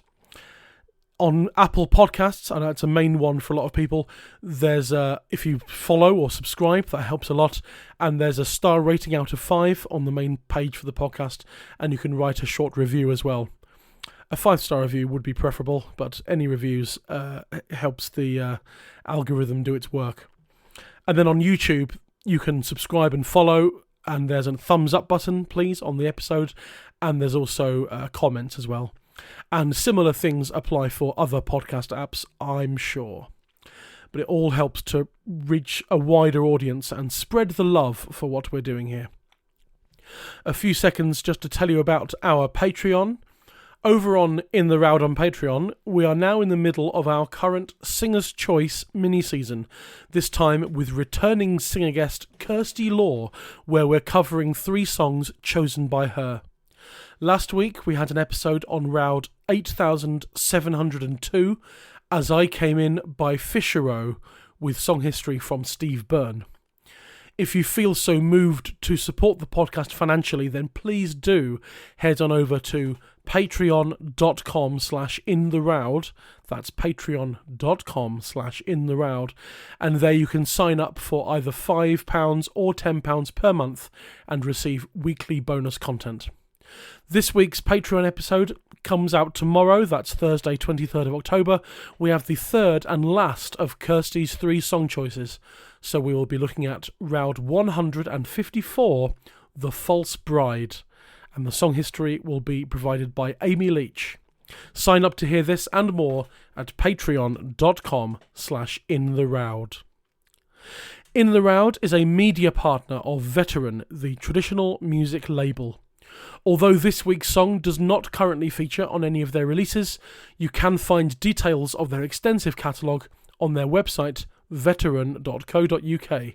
That's veteran.co.uk. One last huge thanks to this week's guests Sandra Kerr and Debbie Armour. Join me next week for episode 3 of this season. We will be looking at Roud 43, which is Child Ballad number 63. That's the song called Child Waters. My history guest will be Steve Roud himself, and my singer guest will be Judy Cook. Until then, that's it from me. Stay safe, be well, and I'll see you next time in the Roud.